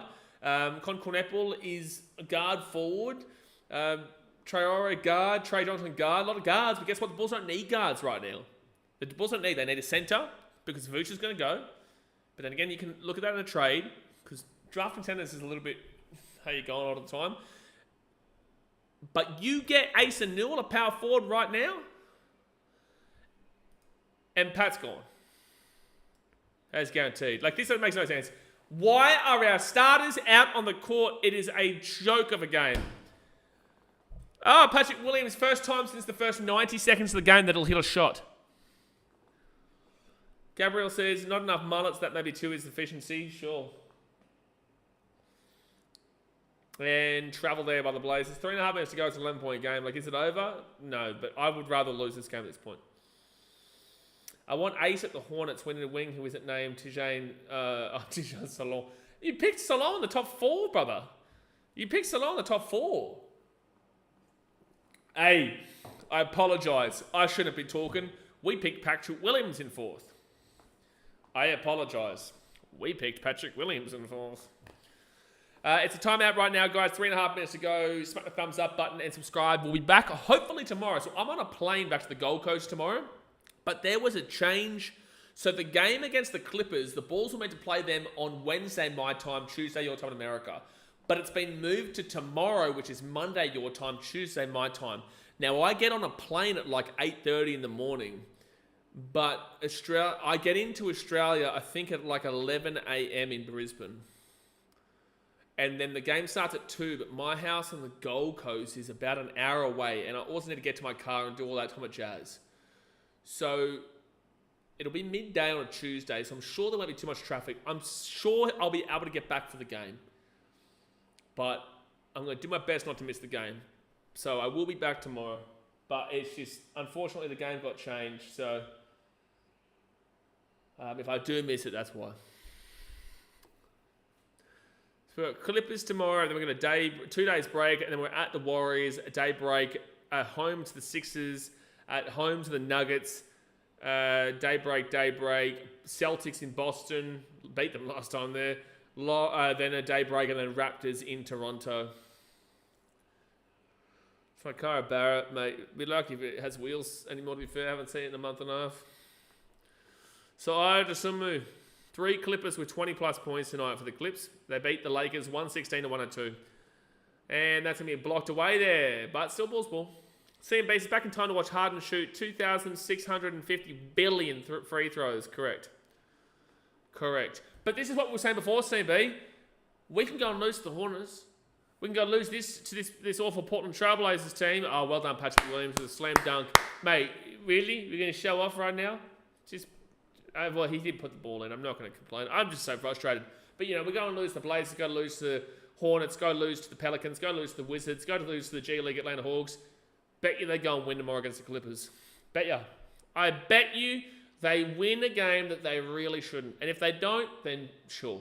It is what it is. But if they do, that's the Bulls for you. That's the Bulls. Salty Solution says, if we get a top 4 pick, we should trade for that 2028 unprotected pick for the Clippers. The Clippers gave the 76ers. Hey, listen, I don't care what pick we get. I just want picks. And, I just want picks. I just need to see future for this Bulls team. I just need to see future because, again, we kind of do have our picks for the future. And the issue is just this year and next year. If we don't get our pick this year, we pretty much have all of our picks going forward, right? Plus a Blazers one that kind of transitions. But we kind of have those picks overall. The only issue is that we don't want to lose the pick this year, and honestly next year. But then again, through the trades of Vooch and Levine and whatnot, if we do go down that path, we surely will get picks from that for next year and whatnot. So I'm okay if we don't have our pick next year, but we get somebody else's pick next year instead, and whilst keeping our pick this year. But with that being said, next year will be a good draft. If we did miss out this year, then next year, regardless, we'll get our pick.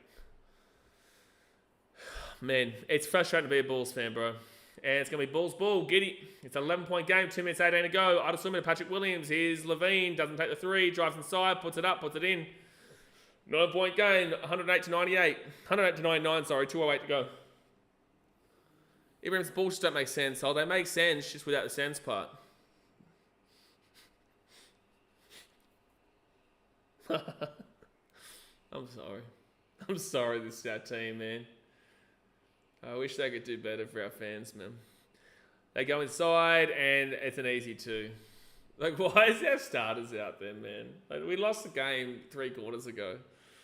Patrick Williams puts it up. He's just getting some junk stats right now. Hey, listen, you want to get junk stats to boost your inflate your price? Sure, it's not going to work, but go for it, brother. Billy Donovan, get off my screen, you're a peanut.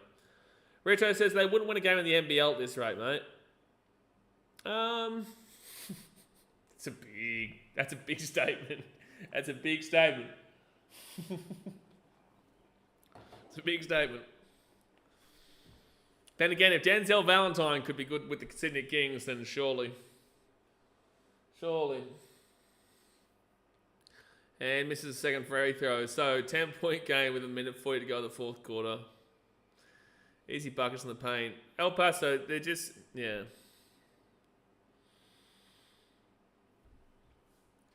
I tell you, if you want to look at a second rounder that they're predicting right now, I think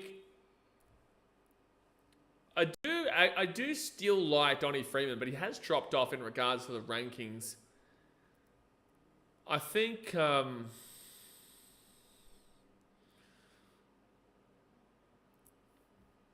damn, man. Yeah, we get the second round pick at the Kings this year. I don't mind Jojo Tugler, but it's going to be too low.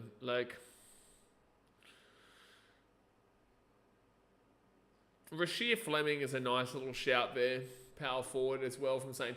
Joseph's. Obviously, as you guys can tell, I'm very heavily focused on a power forward because we currently have a power forward right now who struggles to get more than 2 rebounds a game.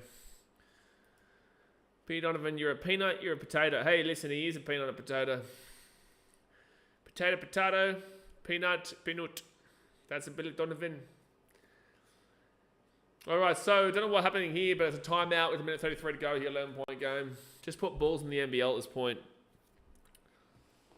Mate, this Bulls team sucks. This Bulls team, sucks. Cubby White came up a little gimpy late after scoring on a drive and isn't currently in the closing lineup. Oh, man.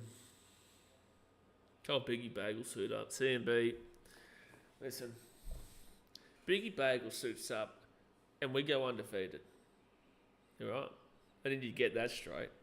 I need you to get that straight immediately. Biggie Bagel suits up. I don't think another team will ever score a point against us again. I'll go as far to say that. Biggie Bagel's not the first in the draft. He is the draft. Chuck Norris is afraid of Biggie Bagel. Elon Musk, when he develops all of his incredible technology, it goes through Biggie Bagel's acceptance. When Noah was building his ark, it wasn't Noah. It wasn't Noah. It's Biggie Bagel being humble. He built that ark. He built that ark. But he was humble and wanted somebody else to take credit for once. That's how good of a man Biggie Bagel is. Don't ever doubt Biggie Bagel. Don't ever doubt Biggie Bagel. And while all that was happening, Iced Cuppy was out being a prostitute in the corner. I saw it with my own two eyes. Saw my own two eyes. Biggie Bagel putting in the hard work. Iced Cuppy down there on the street, on the corner, singing Kumbaya. Someone down low. So 111, 102 with a minute 26 to go in the fourth quarter. True story.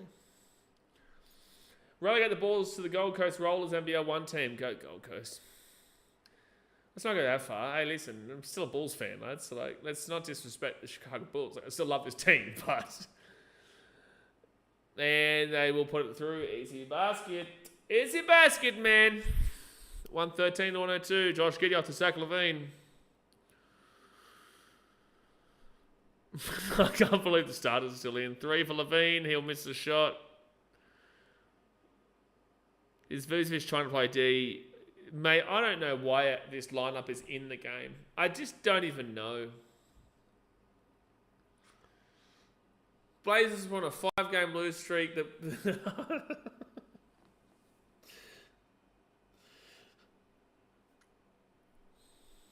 Sumu in the paint, puts it up. This is a shot.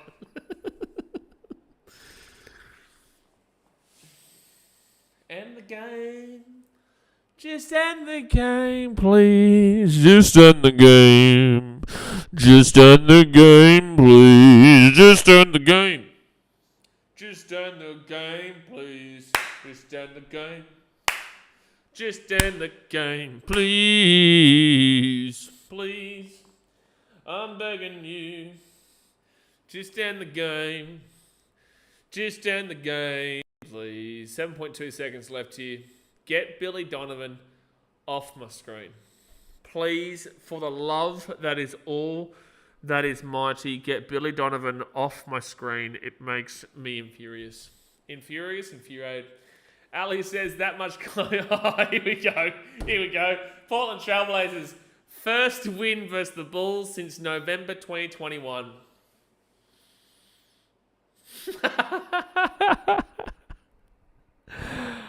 Oh, Alex, thank you for the live stream, bro. We're here for every Bulls game regardless. I'll be here tomorrow. As long as I can get back in time, because I'll be on a flight tomorrow, and then as long as I can get back in time, I'll be live at the Clippers game, but we're live for every game, so I appreciate you for tuning in. Oh, boy. What a shit show. No one expected the season to go this bad. But yeah, in regards to that much closer keeping that pick, you're right. You're right. But it doesn't make the season easier to watch. You know, like, doesn't make the season easy to watch. You are right. The Bulls now go to 18 and 25. The Sixers lost again, though, so they'll be 15 and 27. So at least it keeps the Sixers close. We play the Sixers coming up soon. 76ers have a tough run, though, but we really would like the 76ers to beat us in a couple of days' time. But they play the Nuggets and the Cavs coming up the Sixers, so they're kind of but then you got the Blazers and the Nets, who are also within range. Nets, they're just kind of wobbly, but they have an easier schedule coming up. And the 18-25. Spurs at least are still above us. They're 19-22. The Blazers will be 14-28. At least they're coming. So there's a positive, there's a light, and there's the positive as a content creator. You know, there's the positive that you got to look for. That's it right there. Is that the draft pick is closer, but I apologise to Bulls fans that you are a Bulls fan right now because this shit's tough. This shit's tough. But obviously, hit that like button and subscribe. I'll see you tomorrow for the Bulls taking on the Clippers game. Appreciate ya. And shit, bro. We're in for a tough ride. Thanks for watching. Catch you later. See ya. Billy Donovan is a potato. Switch the Hawks.